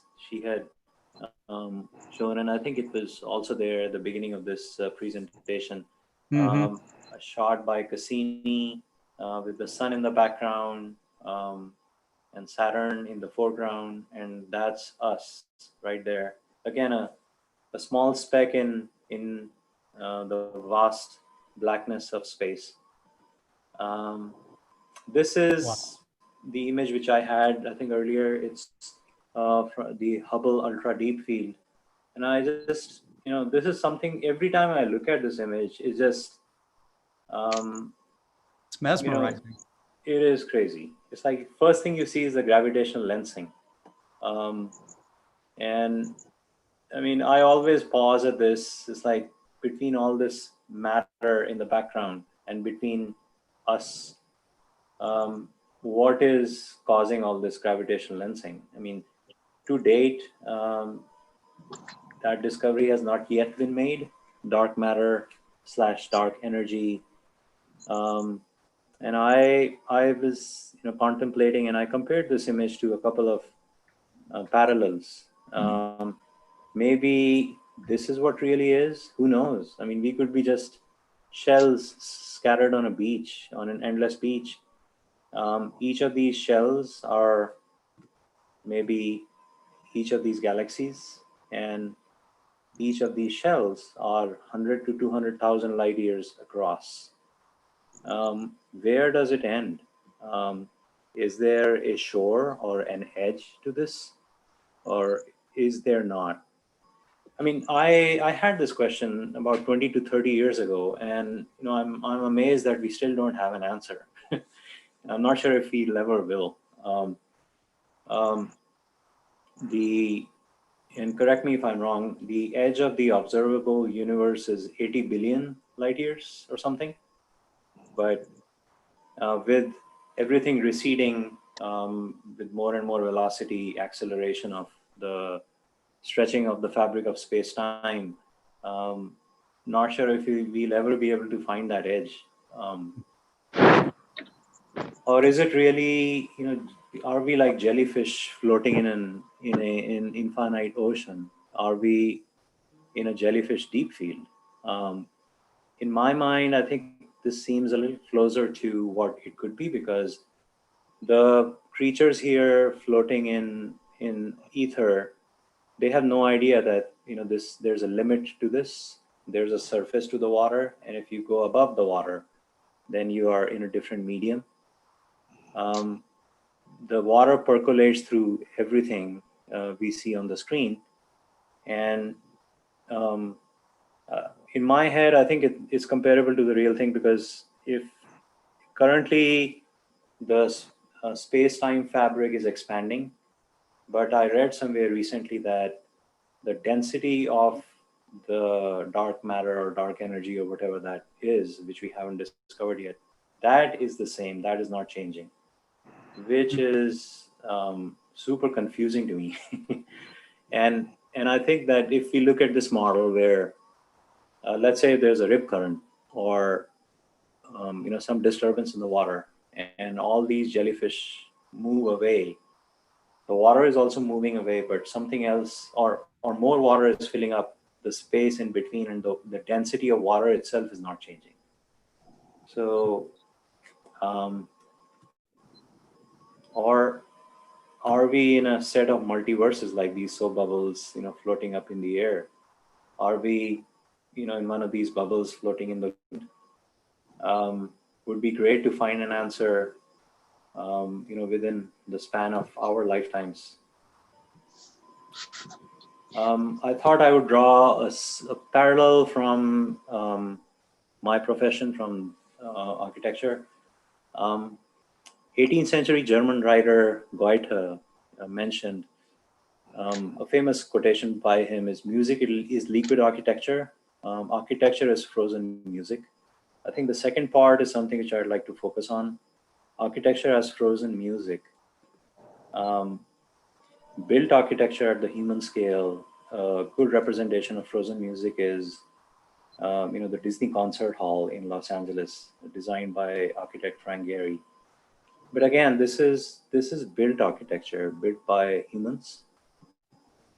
But we have another architecture at a grand scale, grand, a funny understatement. And I would like to go back to, I think, the initial image of the deep field. This is the grandest architecture I think there could be, at least as of yet, what is known to humanity. But is this really frozen? It may be frozen in our lifetime as a species, but if you stretch it across trillions of years, then the equation it's constantly evolving, things are constantly moving. And I think it's a colossal symphony. We may not be, I think our lifespans are not even enough to hear a single note, but it is a full composition, stretching out trillions of years. Architecture is also there, similar at a smaller scale. This is the image of the diatoms. So magnifying, further down from where we are. And again, this is also not so frozen architecture. This is a smaller symphony. They're beautiful shapes, though. Right, right. And this is also another, I think, musical composition, a symphony which is ongoing perpetually, never ending. But I think it's interesting to me to look at this image and then look at this image and draw similarities from these two. I also attempted poetry, which I'd like to share. I wrote this in 2012, sort of capturing, I think, the spirit of the slides before I shared. So many dreams to accomplish, such mysterious depths to fathom. Life is seeming unfairly fleeting. To marvel at every pixel of this immense kaleidoscope. To touch every pattern of this myriad of colors. To relish every note. Feeling humbled at the momentous flash of existence. May be best then to savor just one flavor and discover a universe in it.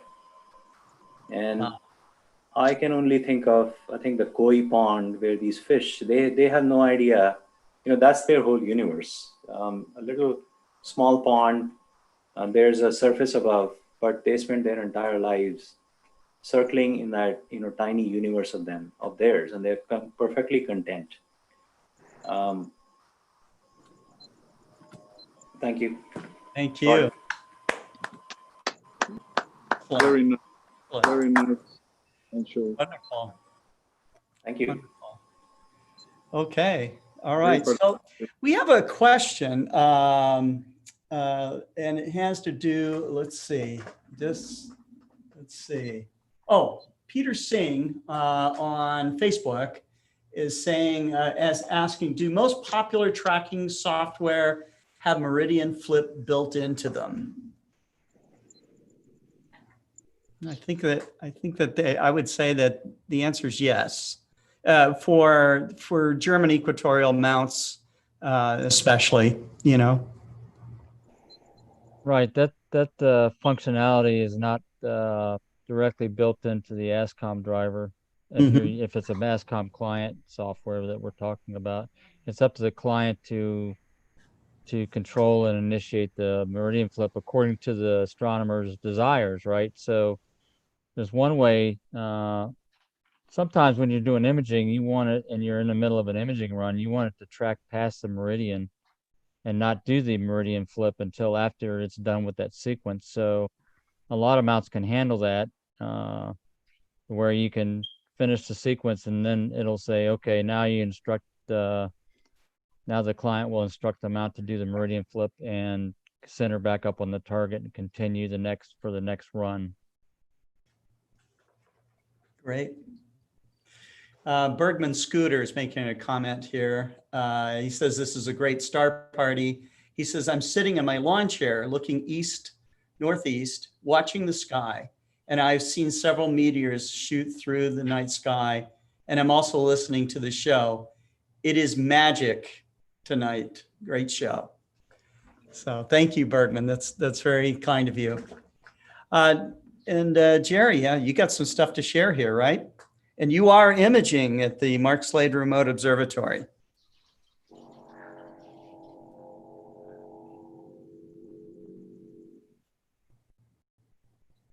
And you might be muted, Jerry, I'm not sure.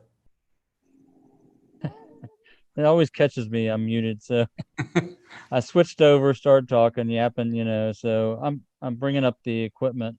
So just a real quick recap of the equipment. I've got a Explorer Scientific 165 FPL 53 refractor with mounted on our G11 PMC8 system with the telescope drive master high resolution tracking drive correction system. The camera is a QHY 163 color camera. We have a filter wheel on it. We actually do a science imaging by bending. We bend by 2 to get monochrome pixels out of the color camera, and then we filter that to do our science imaging. Right now, I've got the filter wheel in the open position, and we're doing color imaging of M27. And before I get too far along, I want to show my picture from last week. Oh, that's right. You were able to get some data. Yes, I was going to run off and do that. So let me zoom back up. So this is from last week, and I actually imaged it again last night when I'll show that. So this shows the detail from last week, what I was able to get. Oh, yeah. And I used Maxim DL to do the processing. I didn't do any Photoshop or anything. I'm not known as a deep sky imager. And typically when I do deep sky objects, I do monochrome, which is it's a monochrome image instead of a color image.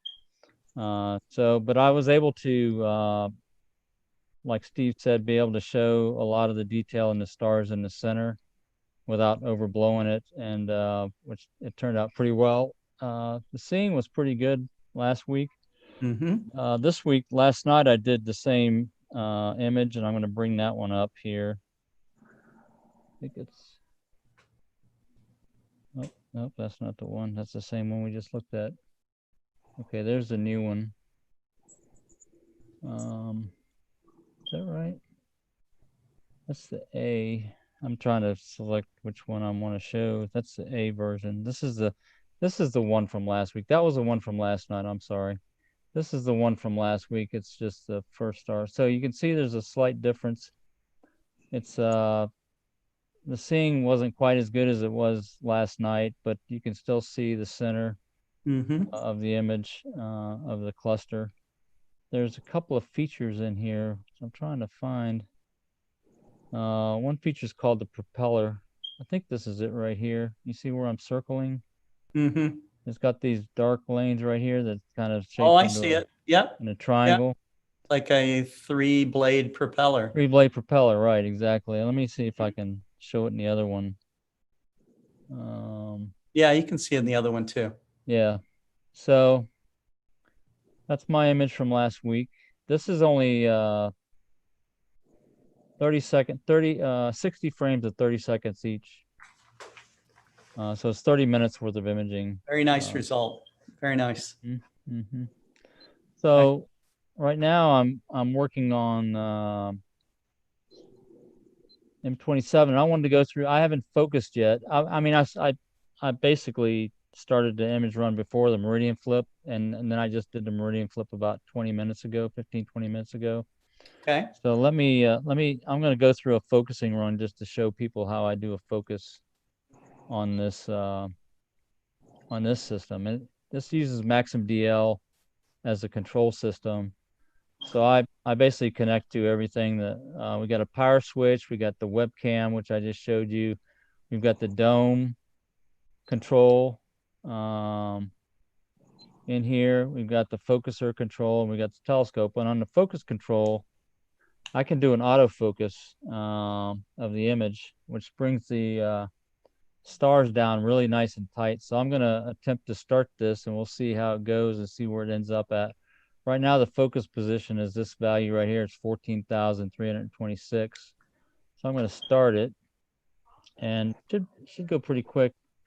Sometimes if it gets a really bright star in the image where you're in the position that you're at, it'll be too bright and it won't focus correctly. But it looks like it managed to grab a star here to measure that's not too bright. Let me get this a little better. Does that look a little cleaner?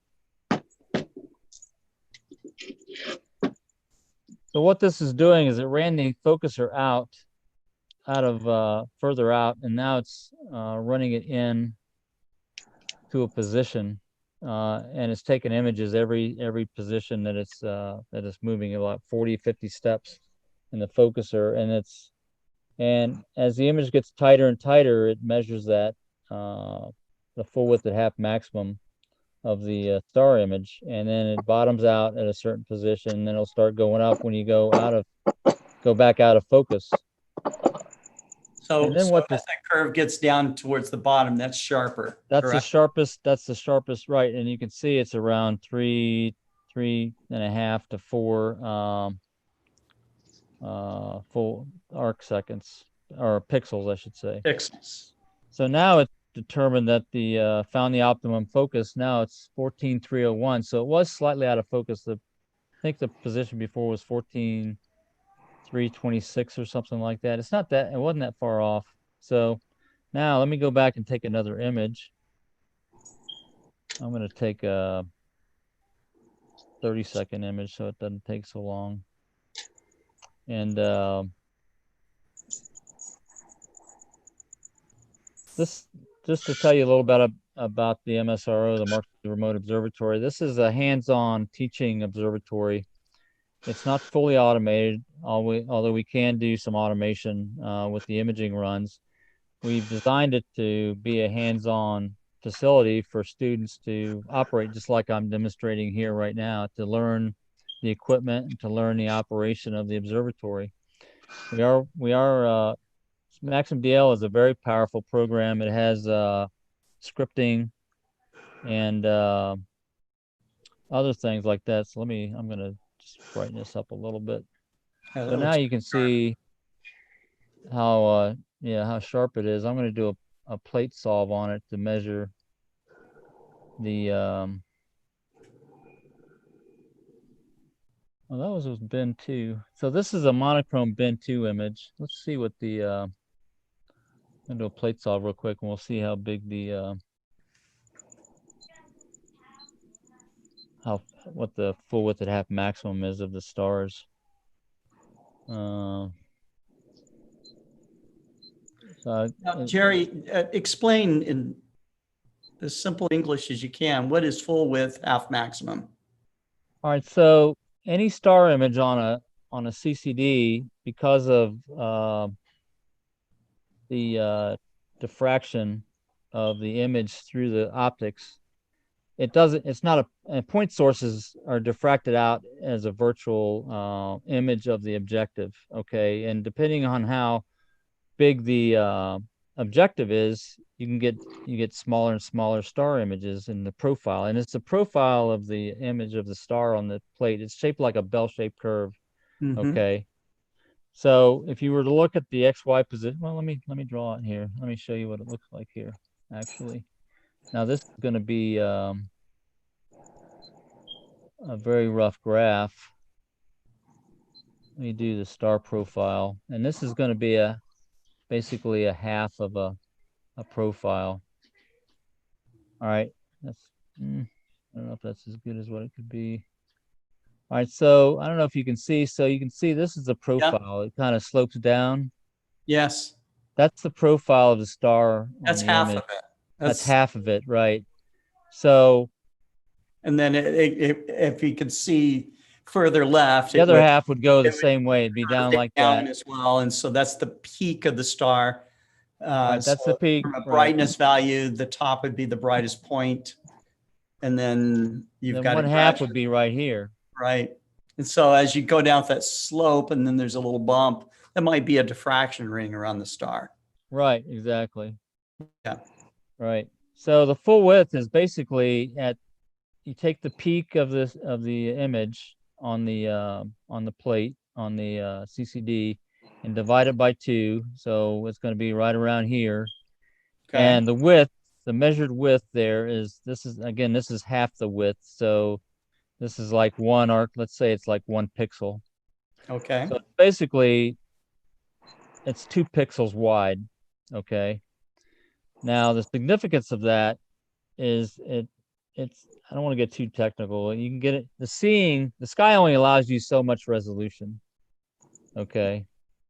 And really, this is what causes your on top of that diffraction limit that you have with your scope. It's basically based on what the sky will give you. Right. What the half maximum is the measurement of how blurry or how clear the sky is, with the scintillation and everything. So this is very tight. So the measured full width at half maximum for the overall image was about 2 pixels is what we got right here. That's what this exponential number means. That's 2 pixels.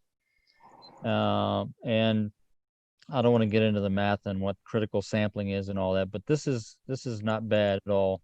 Yeah, it's pretty good. So it does look sharp just when you look at it. Right. Right. So even when you zoom up, this is just a single 30-second image. Okay. And so that's what that's about. So you saw how I went through the focusing run, and it got focused and then took an image. And again, that's what we're doing. I'm going to be taking a bunch of frames, color frames, so we can do a color image. And again, it's a one-shot color camera. And so that's how it works. Great. Gary, are you going to be using filters on that, L-enhanced or anything, or are you just using straight color? No, it's just straight from the camera. Like I said, it's a QHY 163 color camera, which is a 16 megapixel camera. It's got a field of view on this optic. This has got 850 millimeter focal length. It's about 1.2 by 0.9 arc degrees field of view. So it's basically like 4 full moons is this image would cover. So if you look at this, it cover like 4 full moons would fit in here. Right. 1 in each quadrant. So Jerry, you've got if you're shooting at 850, you've got the field flattener focal reducer installed. Is that correct? Yes, that's right. That's right. Okay. Mm-hmm. Now, one of the things is that, so let's say if I image this same object at twice the focal length, let's say You got a longer focal length scope, like a Schmidt-Cassegrain or something. One of the limitations you'll find is that the sky will still limit your resolution to what we see here. We won't see any better pictures than that. Even if you blow it up, you'll just get bigger blobs. You won't get tighter stars. Right. So that's a key thing to understand when you start astrophotography, is that the sky will only give you so much. And what I've found over the years is that about a 1 meter focal length or 1,000 millimeter focal length is about the sweet spot for imaging for most backyard skies. That give you 2 to 3 arc second seeing is what we call it, 2 to 3 arc second. Now, if you're up on a mountain and you got less than 1 arc second, then you can take advantage of those big scopes and high focal lengths. But for most backyards, you can't really take full advantage of that at all. All right. Excellent. That's not my dog, by the way. That's unusual. I was going to say your dog has been taking human or dog growth hormones. Yeah. No. Oh, that's, All right. His name is Sancho. He's Sancho. Oh yeah, I love Sancho. He's a good a dog. standard schnauzer. Yeah. Yes. But there might be coyotes out there, and so he's sort of chasing them away.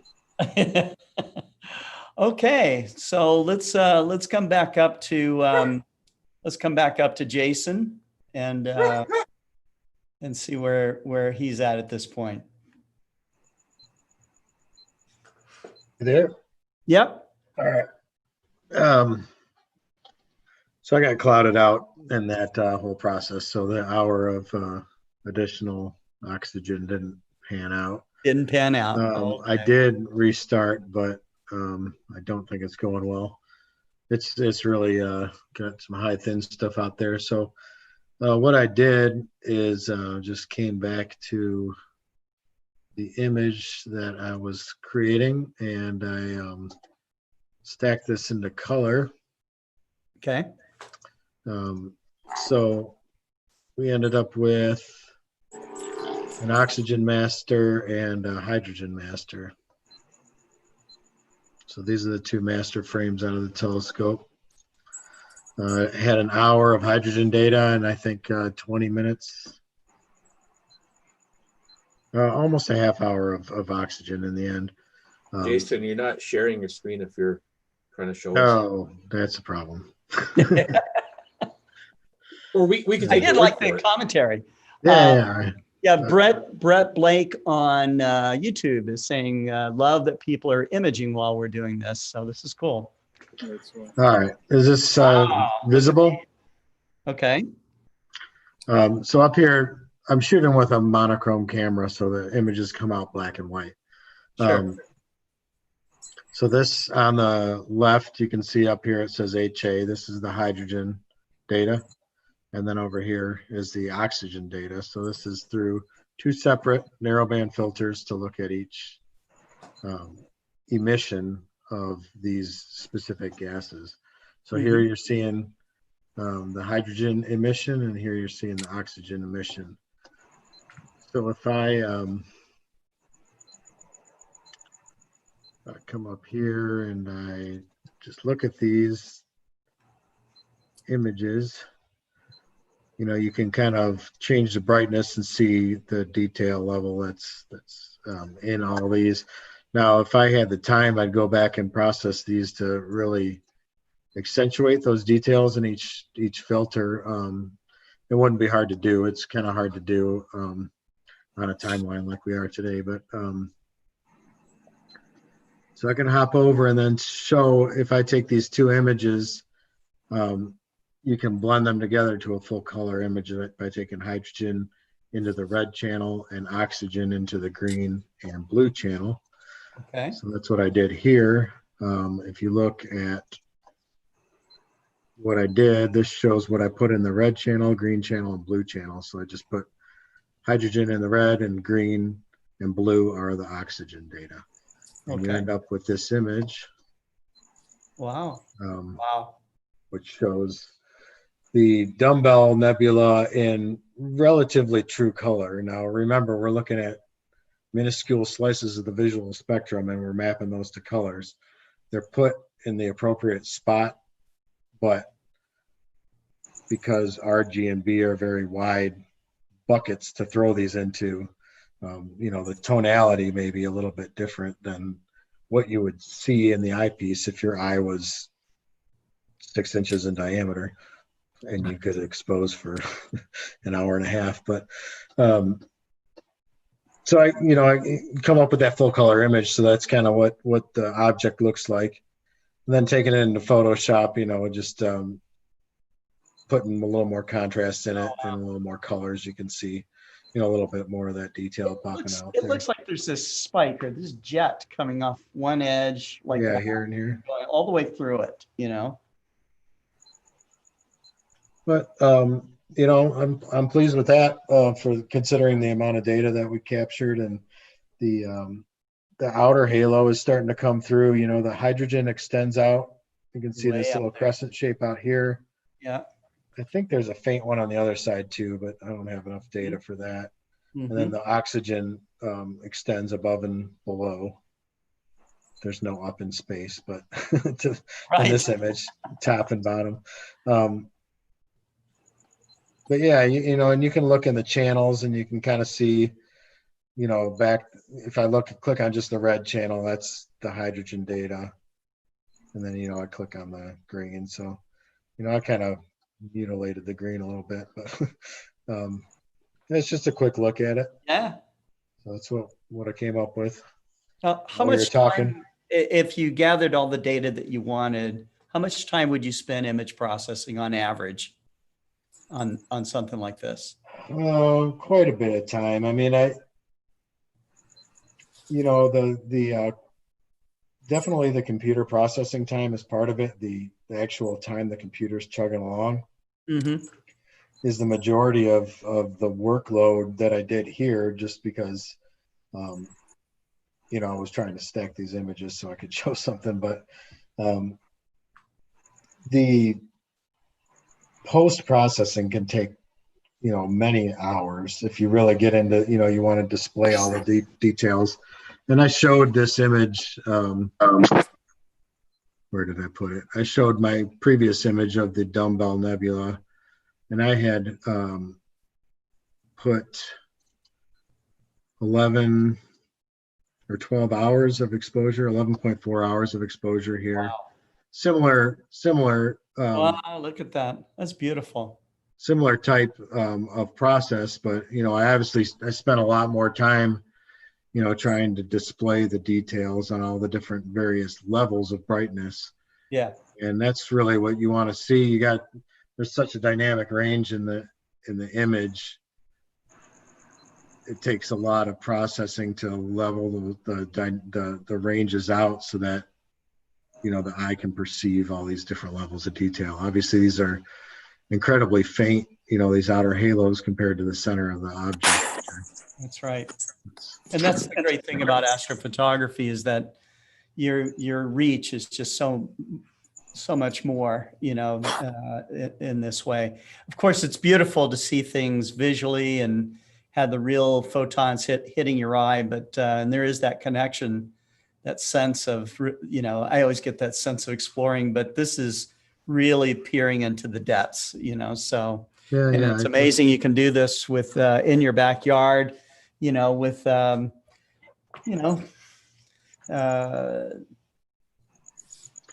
that's what I love about it. You end up exploring the images you take. You look at the structures here, and you're like, you want to understand more what you're looking at.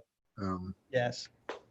You can go off the deep end, beautifying these images to no end, but I do like that aspect of taking a shot and kind of, especially if it's like a galaxy cluster or something. There's not a lot of information on. You find if you dig into the details, there's so much we don't know about these things that you can just photograph from your backyard. They're unknown objects. Look at all the suns there, all the different colors of these stars. It's beautiful.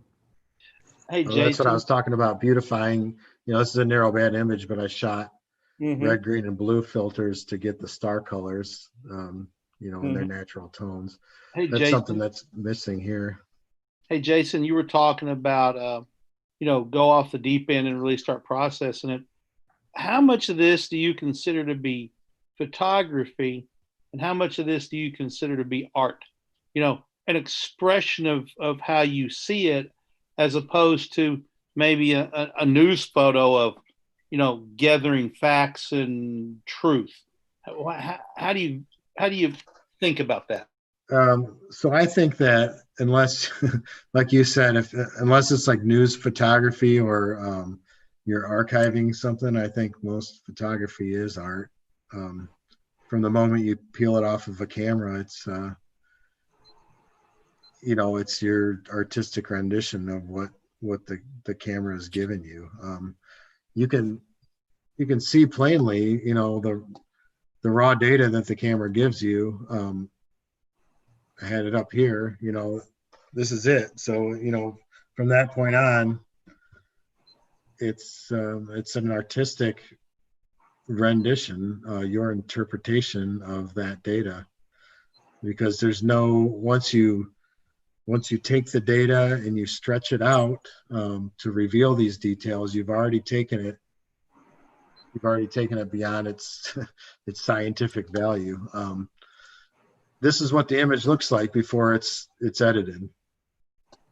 So you have to boost the levels, to bring out these details.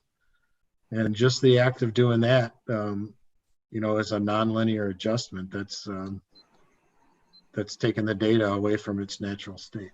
So my interpretation is you're not adding data though. You're not adding. Right? You're not adding data. It's not like you airbrushed details in there or something. So, right? So the data's there. Yeah. I think he's got it right. I think there's a lot of an artistic component though, especially, in color representations. Yeah, the color palette, sure. Yeah. Very interesting. Very interesting. So, Jason, I would love to hear people's opinion on that, because that's just my take on it. Yeah, I would like to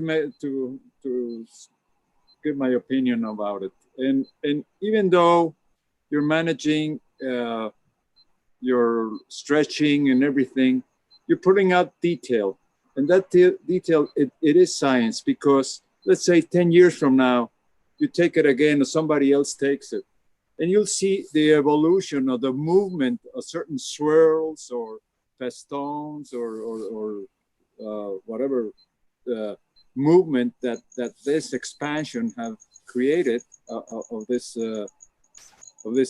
planetary nebula. So there's actually science to look at it.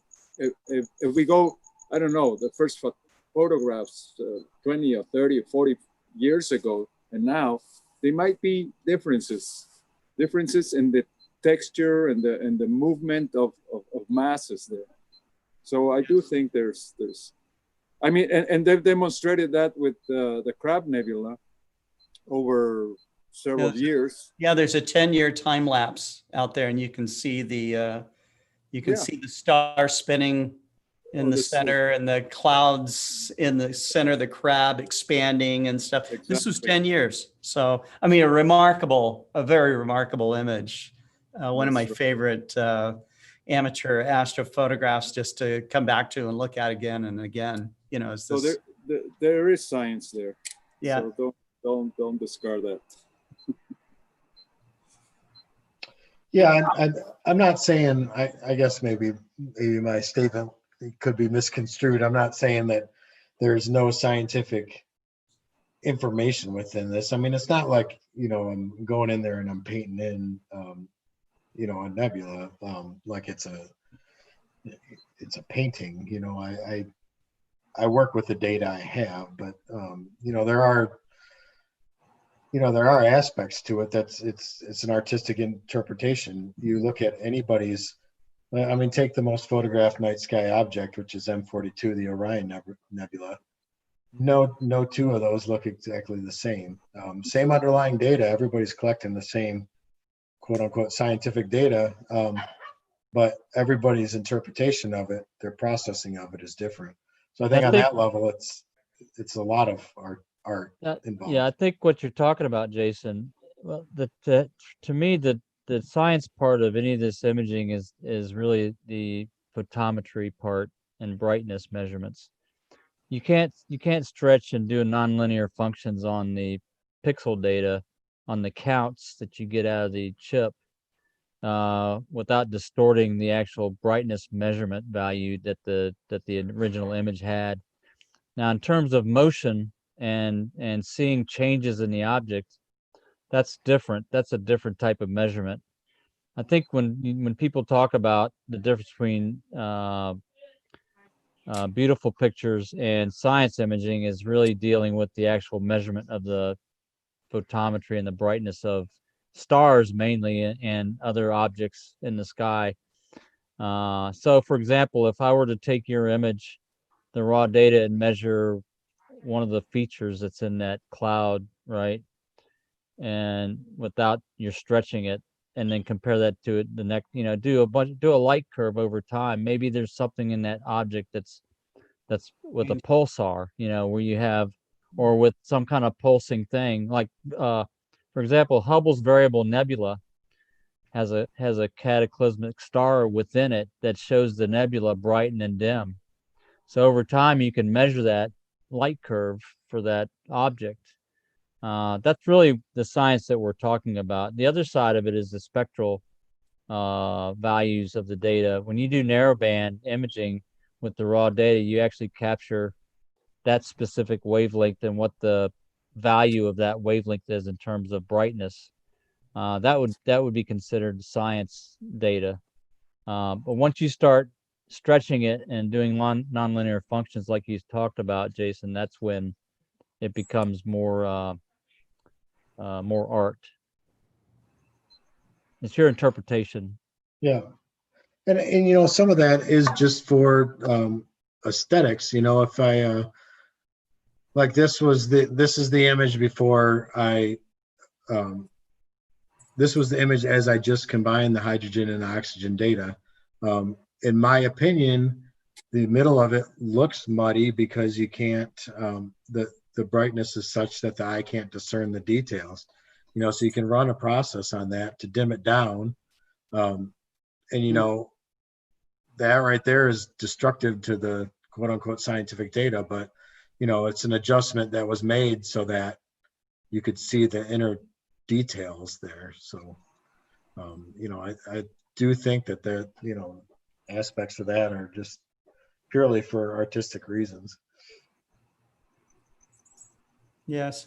When earlier Ansel Puri showed the pale blue dot image that was directed by Carl Sagan to take from the Voyager spacecraft, he argued that we needed to turn the spacecraft around and take a shot of Earth as this dot in the vastness of space, and he got a lot of pushback by his scientific peers about that. Like, why would we do this? This is not science. This is what use would it be for us as scientists? And he did that shot for humanity. And that particular image that of the pale blue dot has been considered one of the most important photographs ever made. And so there are times where doing something with science instruments to allow you to see deeper or to see it in a new framework triggers the mind to look at the universe in a new way. And so, yeah, if there are artists in scientific imaging, I say here. Yeah, that's what gets everybody excited about space. Yeah, it is the pretty pictures. It's not the stuff I do. you Well, know. depends on how you're looking at things, but Right. I don't Yeah. know. Using a telescope to do exoplanet transits at the level that NASA can do it, doing it with a $200 filter on your telescope. I don't know, man. That's pretty cool right there. it is very cool. Yeah. It is. Yeah. It's an Very awesome cool. image. But it might take an image like this to get you to interested to go use your equipment in that way, you know. So Right. you have to take the steps, and it takes the hard work and the perseverance of people like Jason to take people there. And so that's the outreach and the inspiration. Well, So let's Scott, I have to say I'm pretty impressed with the results out of that telescope. You know, I've only had a couple nights with it so far, but rigged up like I have it, it performs. It definitely performs. That's great. I mean, you can see all the way down, central white dwarf. It's delivering some detail, and it's only an hour worth or hour and 20 minutes of data. Incredible. All right, let's move on at this point, and we have some more ground to cover. That was awesome. That was awesome. So let's come back to Ansel Puri.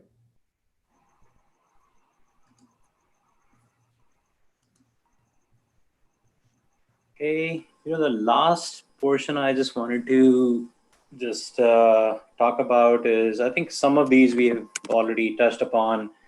I would say that, COVID-19 has had unexpected fallout.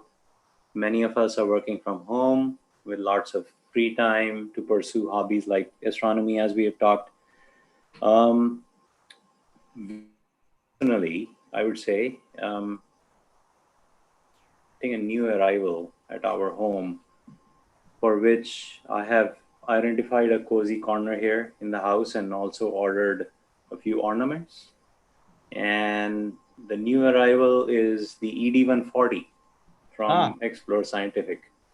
Right. So I'm super excited, just like a kid running around for the last few days, looking for the keys to the candy store, but haven't seen them yet. So the ornaments are the mount and an eyepiece.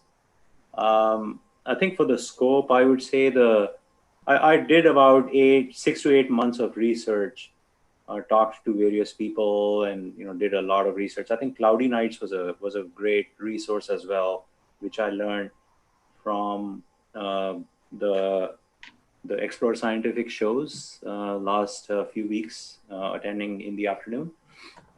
And for me, I think the criteria was, number one was to have a great visual scope. Number two was to have the largest aperture I could find without burning a very big hole in my pocket. Number C, the third one was obviously budget. And the next one was the ability to do astrophotography without any chromatic aberration. And I know, we just talked about the whole topic of that with Jason. So, I've heard some fantastic things about ED140, so I'm really looking forward to the scope. And in the near future, my hope is with the rig installed and running, it'll be perhaps the fulfillment of a childhood dream. I've cherished for a long time. I had that 12-inch refractor my dad gifted me 30 years ago. Then maybe I can think of joining the cater of the amazing astronomers on this star party. So I look forward to that. We look forward to it too. That's great. Ansel, thank you for sharing all your thoughts with us, and for your poetry and your presentation, and your sincere comments about your feelings about astronomy. It's hard for many of us to put those things into words, and you did so very well. So thank you. That was great. Thank you, sir. Thank you for the opportunity. I thoroughly enjoyed it. Yep. Thank you. Thank you. Okay. All right, and let's move on to Dusty Haskins and see what's happening in his corner. Well, I am about, let's see, 37 shots in. Okay. And I don't know how well you can see it. Yeah. Sure. So that's what I got so far. Okay. And I'm shooting it with actually a color camera, so it's not going to be the monochrome, and that was kind of, you'll be able to see the difference in the long run of what it's going to be like. So yeah, I mean it seems to be guiding for the most part okay with everything, which was kind of my concern, because there were a few clouds that were up and I haven't really had too many problems, so that's been good. Excellent. That's been good. Excellent. Well, great. But yeah, I mean, I think one thing that I remember hearing, one of the guys that I know, he always told me is like, being in Minnesota, one thing that you really don't get is a whole lot of good nights. So that's the one thing I've tried to do is streamline everything as much as I can, to where when I go out, without having like a full observatory, I have, if you look like right where the feet are of my scope or whatever, I got that spray painted on the ground, so I know exactly where to set it every time. I set my mount there every time, and I just wanted to try to make everything go as quick as possible as far as setting up and everything is concerned, because I know that being here, we don't, like I said, we don't get a ton of great nights. So yeah. Right. There are a lot of good astrophotographers up there, though. So that's it's kind of ironic, and also we have friends in the UK where it's often cloudy, and it's all about speed and taking advantage of every clear hour or a clear couple hours that they might get, So, Gary Palmer in the UK talks about this a lot, and we will have a European edition of this star party. So they'll be really interesting for us to watch because it'll be daytime here, that'll be cool. Really interesting. Okay. Dusty, the other thing you face is in summertime, what time does it get dark there? You're pretty far north. I mean, so it doesn't get dark until, in July until seriously late. What's that? I mean, it can be after 9, 10 o'clock almost sometimes before it's even dark enough to think about it. So right. Yeah, it goes by quick, and then the sun comes up pretty early too. So I mean, your whole total amount of time of imaging is really cut down in the summertime. And then it's really cold in the wintertime. Yes, it is. Yes, it is. And that was the other thing that I mean, last year, I know, I would go out and image, not even image, I just go out and look, and I mean, it would be freezing cold. And that was the one thing that I told myself is, before winter, I want to have everything ready to go so I can have my nice little room that I'm sitting in right now and be able to sit there and just do what I want to do, but not freeze my butt off. So. Right. So I have to ask, so what is the temperature at which you quit wearing shorts? Oh, well, I mean, I'll go t-shirt in 30 degrees, 35, 40 degrees, 40 degrees for sure. It's t-shirt weather by the time. Oh my goodness. Yeah.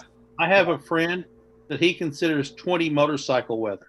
When it warms to 20, he goes riding his motorcycle because it's gotten warm. Wow.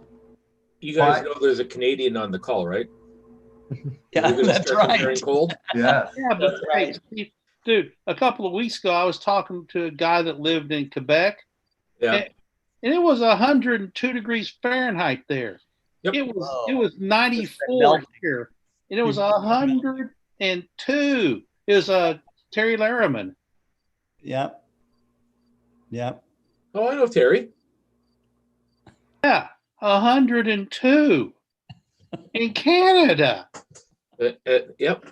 Yeah. Well, we get some pretty extreme weather, right? Where I am, it can be I'm going to go Celsius. So 45 degrees Celsius with the humidity in the summertime. And then in the wintertime, it can drop down to 40 degrees C, which is 40 degrees minus 40 Fahrenheit. So, you know, that we have like an 80-degree swing where I am. That's crazy. In the day sometimes. Well, that's in Fahrenheit. In a day. Oh. Fahrenheit would be more. Oh my goodness. Okay.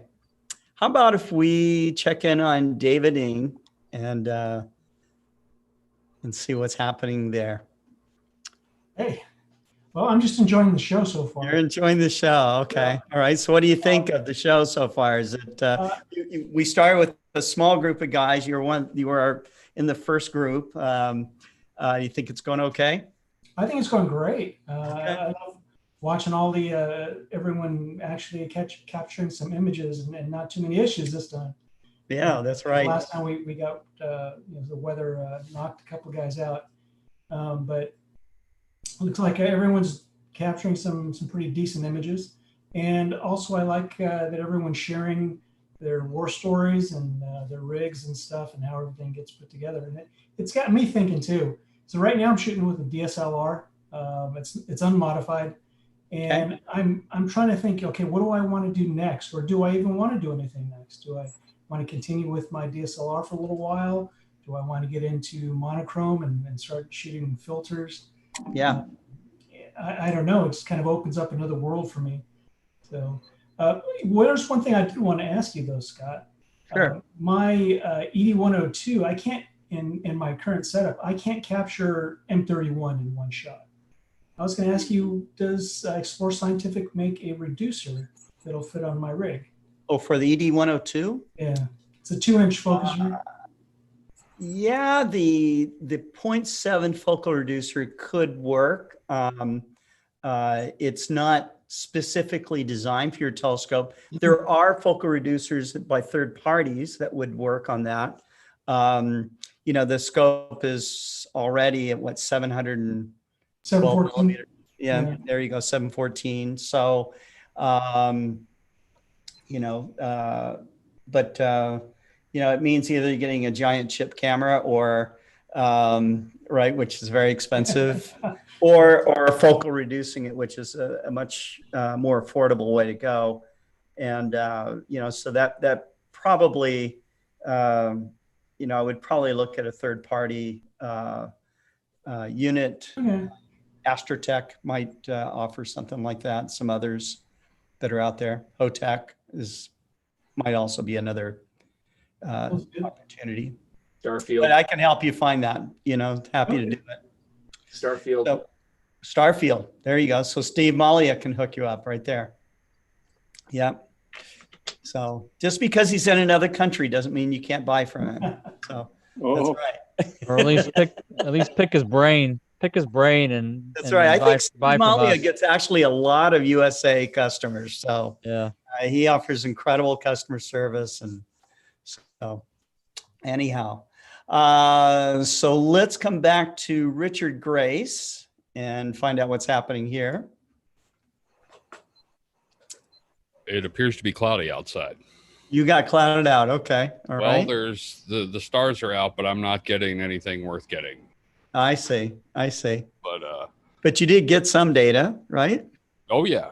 Okay. We'll make it work for next week. That's for sure. Okay. All right. Well, we were just talking about filling the field with Andromeda. That was why I got this ED80 from Explore Scientific. Was just pretty much for that.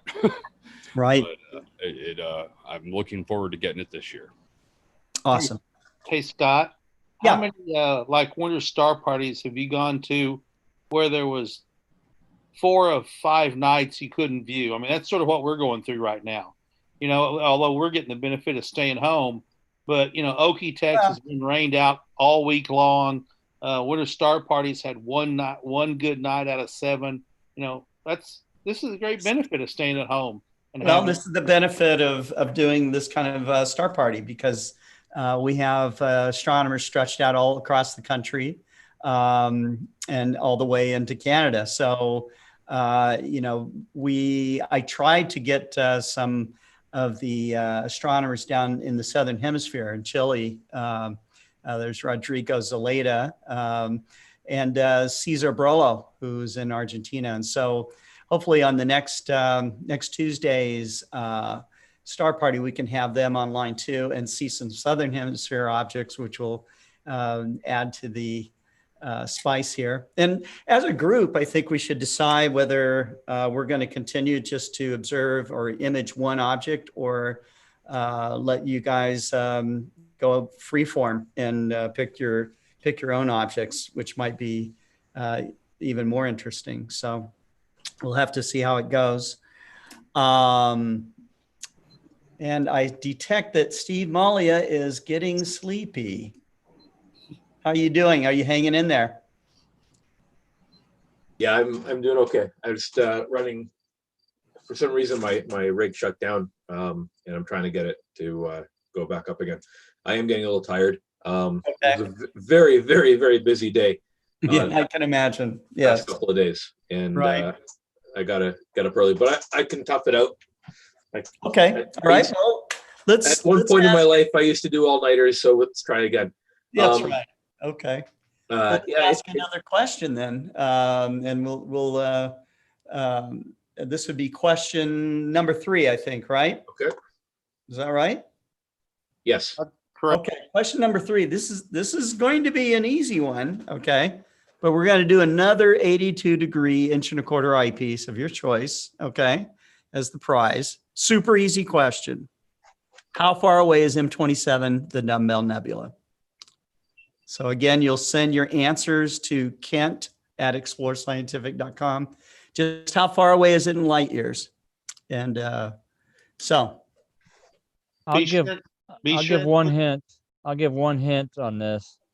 This is from a standard source, and we'd like to get the answer as close to the value that we have selected as the correct value from a standard source. Yes, the measurements of some of these things have changed over the years, but be sure and put question 3 in the subject so I can parse out who is the first one to Google up or know the correct answer.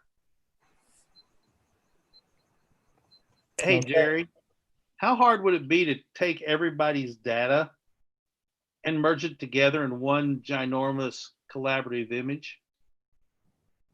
Oh, it mean takes some everybody, rescaling. like everybody, right? I mean, you could take, it depends on what level we want to combine the images, and they, at the minimum, they would have to be all scaled to the same size. Now, whether you take the monochrome data and add it together, or if you take the final images and then scale them and then combine them, I'd ask this to the astronomers here. What do they think? I think you could better create a collage probably. Well, you could take the narrowband. I mean, those people shooting narrowband, we could take all that data and register it together. It should integrate together well. Can be done. That might be fun to tackle. Anybody want a game to try it? The biggest thing is to settle on a standard image scale and make sure everybody's images are scaled the same image scale, and then it's easier to combine the data.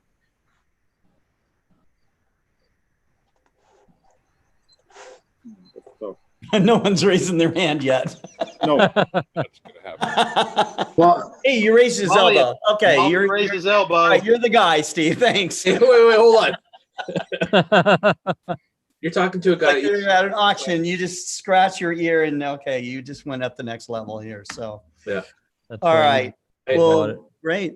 Any other comments, Steve? I process with Microsoft Paint, like so. Yeah. I use crayons. So. Yeah. So No, that'd be an interesting project to see what we could get out of that in terms of an image. Yeah. Steve, I have a question for you. Sure. You know, you started as this. You've been into amateur astronomy for a while, you know, and you weren't always into this business. How has what has changed for you since you jumped on the side of doing this professionally, selling telescopes to amateurs rather than being an amateur yourself? What is now changed in your life? What has changed in my life? I get a lot less sleep. Yeah.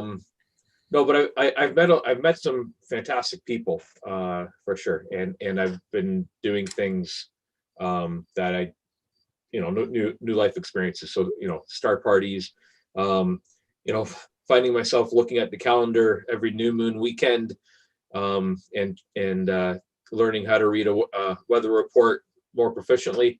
But really, there's a real community of people that has dramatically changed my life. And not to get sentimental or anything, but it's true, right? I've created a whole new set of friends, from whether it be just in my local club or within the industry itself. When I was at AIC and I ran into you there, I had no idea you were going to be there. But it that whole weekend was just a party. It was fun, right? Because it was fun.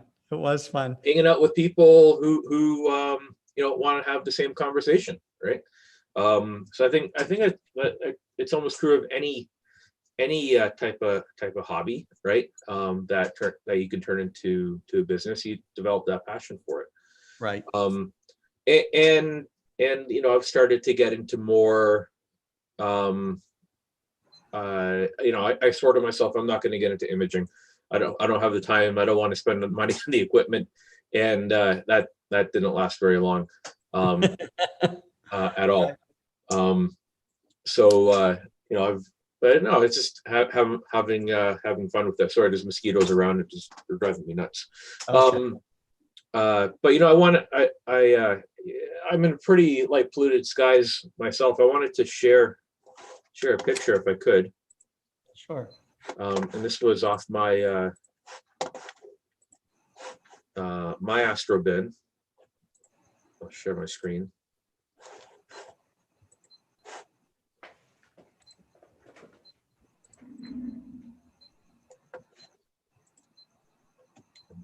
I took this in my backyard.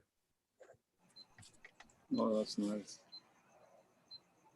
And I'm limited to a lot of narrowband imaging. Oops, that's not what I wanted. It looks like Dustin Gibson was watching us. He said, Scott Roberts told me the earth is flat. That's right. Yeah. Yeah. Don't, I know that it looks round and stuff, but it's flat, guys. Flat. I put my level on the ground. It's straight. Oh, yeah. Yeah. Bubble levels wouldn't work if the earth was curved, right? Yeah. Yeah. This is my M13. Everyone's showing off their M13s. Wow. That's a beautiful M13. But slightly different color variation. I did get the propeller. Right there, it is right there. There it is. Uh-huh. Yeah, you can see that very cleanly. And then I started off. This is my bubble, right? Wow. And what I really like about it is a progression that I could see. Like, so I was really happy with this picture, and I entered it into a contest, and it came in 17th place. So 17th. No, that's a beautiful shot. But Yeah. I've improved from there, and it's just one of those. It's a fun hobby where you can see where your progression takes place. So I like to look back. I remember the first true astronomy picture I took from my back deck was with my wife's DSLR. Was a Pentax camera, and I pointed my scope straight up to M13, and I got it. It was this really tiny little cluster right in the center, and it looked absolutely horrible. But to me, it was the best thing in the world because it was something that I saw, I could see that I couldn't see, and that was I said that asking me what's changed, that's changed, right? My perspective on things. So hopefully my rig's working now properly. Right. Well, all right, that's great. Yeah. I think the biggest thing for me, it was interesting because I had come up through as a visual observer with my Schmidt Cassegrain from the 1980s all the way up to 2008, and I was just purely visual. And I was a loner on top of that. I never joined any clubs or anything. I just did astronomy on my own. And then I looked around and saw the new technology that came about, you know, back in the early 2000s, and jumped with both feet right into it, and developed a very strong passion for doing this, learning the technology, doing the imaging. And I was into the science part of it a lot too. I wanted to image asteroids, and I wanted to measure and calculate asteroid orbits and all that scientific stuff. So that's where I just fell in love with the new technology and the cameras, what they enabled you to do, and the new mount systems and the new telescopes, the refractors especially. You know, they became affordable, and then all of a sudden it was possible to do this kind of work on a nearly professional level. At that time I didn't know it was at that point, but it drives you once you get into it. That's the thing about astrophotography. As frustrating as it can be, it just drives you with a passion to get better, and you push your limits all the time on it. And it's just I don't know if it's a special type of hobby that way. I don't know if a lot of other hobbies are maybe like that, but I haven't experienced anything like it other than this hobby, in terms of with the scope and the majesty of the cosmos and the sky and everything that's involved, you know, and the learning potential that you have. It's just amazing. Yes, I would say that, I mean, you just look at this group right here. This is a nice cross section of the amateur astronomy community. What's missing are some of the, I mean, a lot of the women that are in getting involved in this community as well. They've always made huge contributions. We're starting to see some great astrophotographers and people doing amateur science as well. So it's awesome. You know, the women astronomers, professional astronomers that I know, rank amongst the best astronomers of all time. When I'm thinking of like Jean Mueller, Carolyn Shoemaker, you know, and then I think of people who've done tremendous work in amateur astronomy and outreach, you know, people like Terry Mann and others, Barbara Harris, and these people are great. And you know, so I hope to have more women show up for our star parties. I hope I can get more people on. We've been on since it's now 12:30 here in Arkansas. I know it's an hour later there where Steve Malia is, so he's going to have to wind it down here because he's got another full day of work, you know, right? 2 full days of work coming up. But it's early for Alberto, you know. Yes, thank you. Way past, you know, so. If you guys want to see something, I can share my screen. Yeah, okay, let's do that. You see my screen? Yes. So I just slewed over to Jupiter. Oh, Jupiter. Oh, yeah, check it out. Is it coming through live okay? Yes. Very nice. It's kind of small. I don't, this is with the focal reducer on, so it's not ideal, but. Right. How high is it right now for you?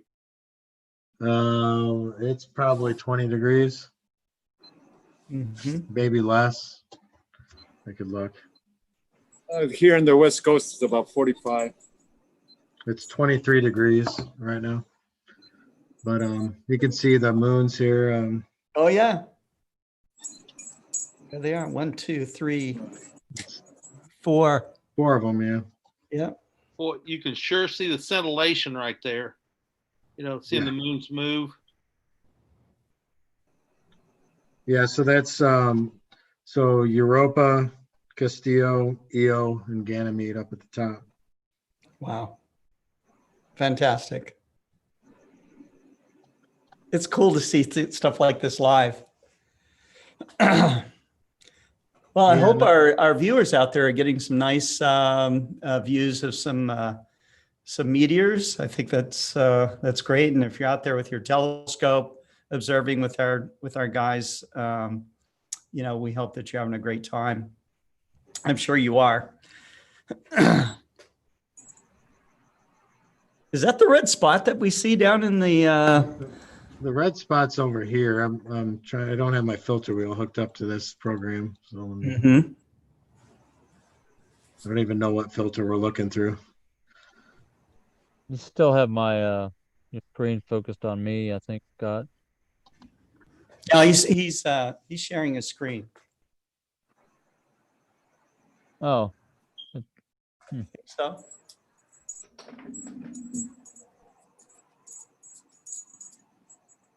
Although my feed says I have a network error. Let's see what happened here.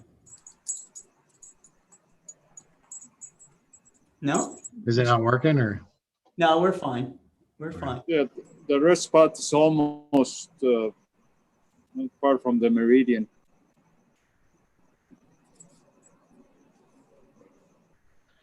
Yeah, I'm going to be way out of focus on some of these filters. I'm just looking through here. That's the problem with an achromat, right? To switch through these focuses. So this is with luminance.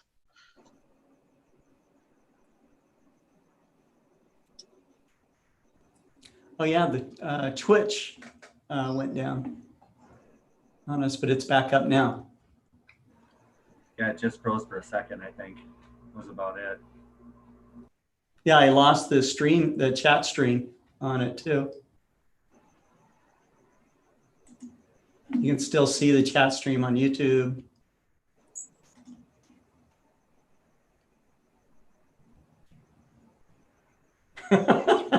Ron Delbo says 1,155 degrees today here in Arizona. He says, well, 115. Last year we went out to Palomar Observatory, and two friends and I drove out there, and it was 9:30 at night. We pulled over just before the California state line, Arizona, and we got out. It was a wonderful, cool 118 degrees in September. Oh my God! But it was a dry heat, so dry heat, yeah, right. Right. Yeah, you're melting at 118. Dry David sweat. Tatum says, I should go to bed. I got to go to work in the morning, but I just can't pull myself away. I know. You get drawn in on this stuff. Nico in Argentina says he is going to bed. David Tatum says, this type of art may inspire the uninformed to care about preserving the night sky. That's true. Very true.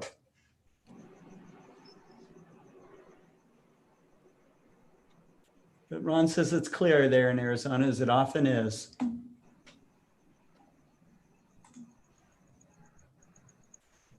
No one likes a bragger. Yeah. That's why people move to Arizona, you know. I think it's for the skies. It is for a lot of amateur astronomers, that's for sure. They like to retire there. Well, you guys are watching me struggle now, figuring out why this isn't working. Oh, is it your filter wheel you're having some issues with? No, I was going to try to move to Saturn, but I can't get the mount to move now. So, maybe there's like a bear or something holding onto the telescope. I was, I don't know. Well, these kinds of things. Well, I guess we'll stay on Jupiter then. All right. All right. So, well, it's getting towards the end, I can feel. Do we have one more question or not? Well, how many questions have we gone through? Well, I could take another check here, but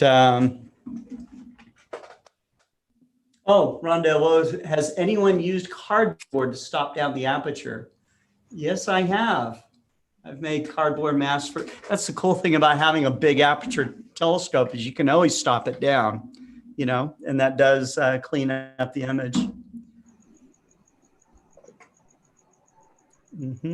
Any last thoughts as we wrap up our star party here, gentlemen? Oh, well, I'll be processing all the shots I took on the Canon.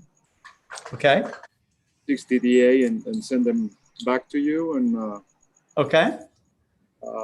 Maybe I could share a previous. Remember, I showed you with. Yeah, that's with Explore Scientific. Can you see that? These were only. You're not sharing your screen. Not yet. I'm not. Nope, not yet. Oops. You have to say, you have to click it and then you have to click it. So I clicked it and then it says photos. I'll click it again. No. Can you see it? Oh, done. I'm sorry.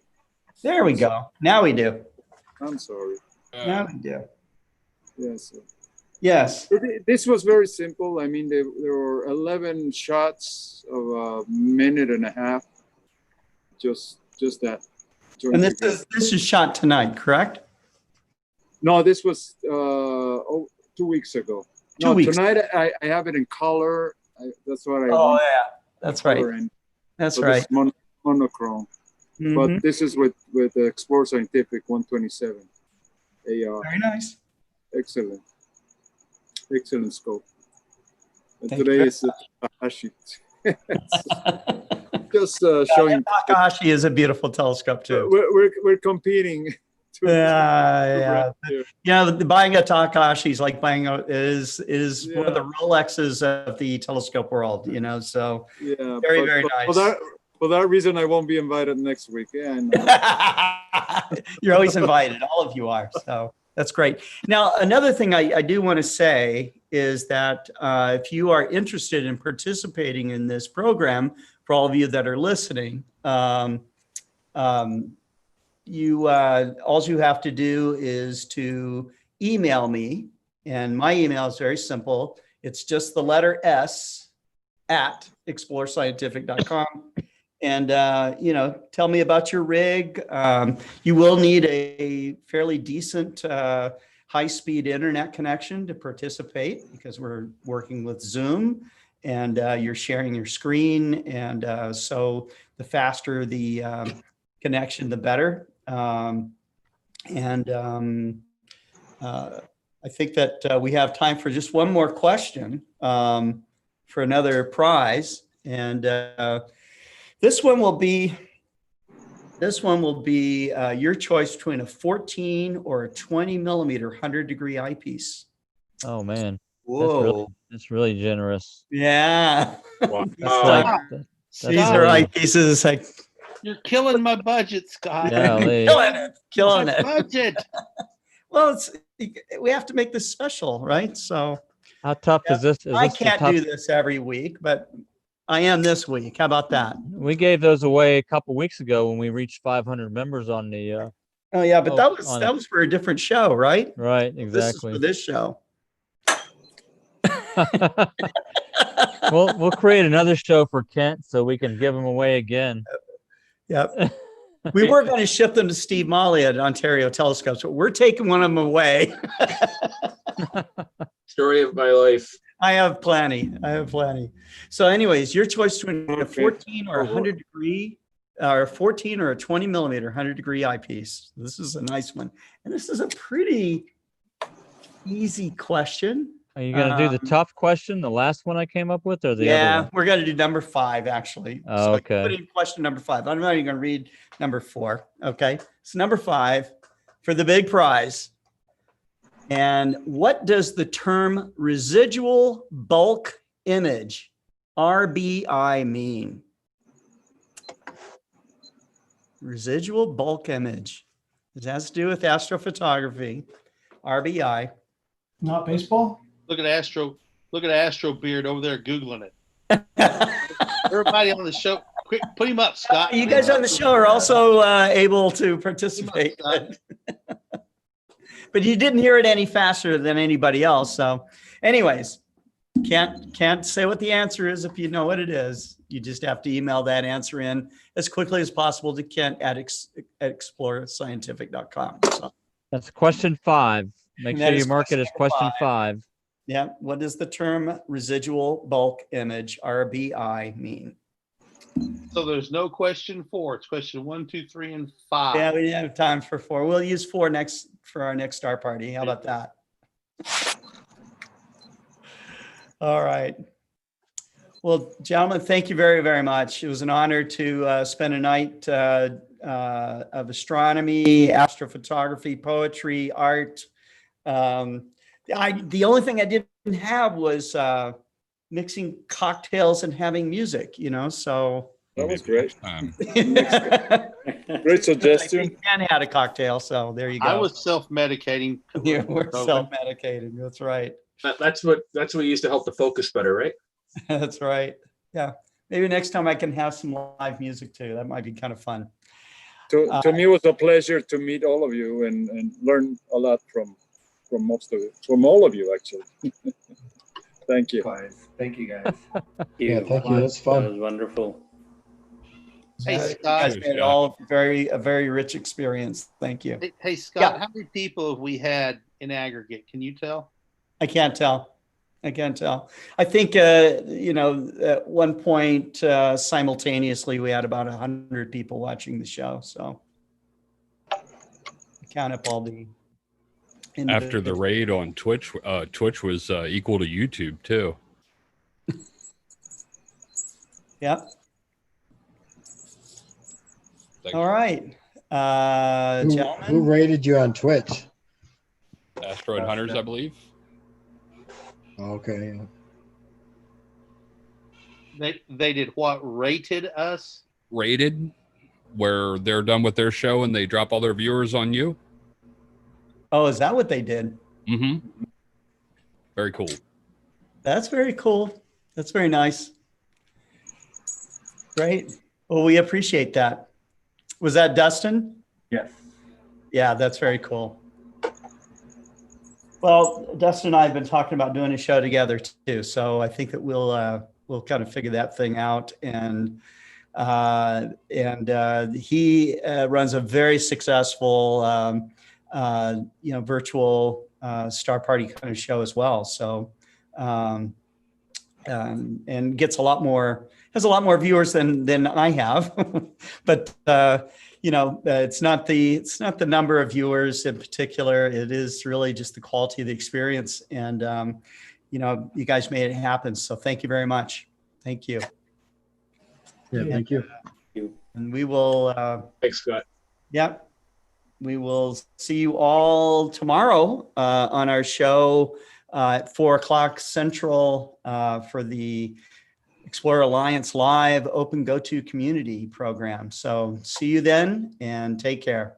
Have a good night, everyone. Good night. Good night, everybody. Thanks, Scott. Good night. Thank you. Bye-bye.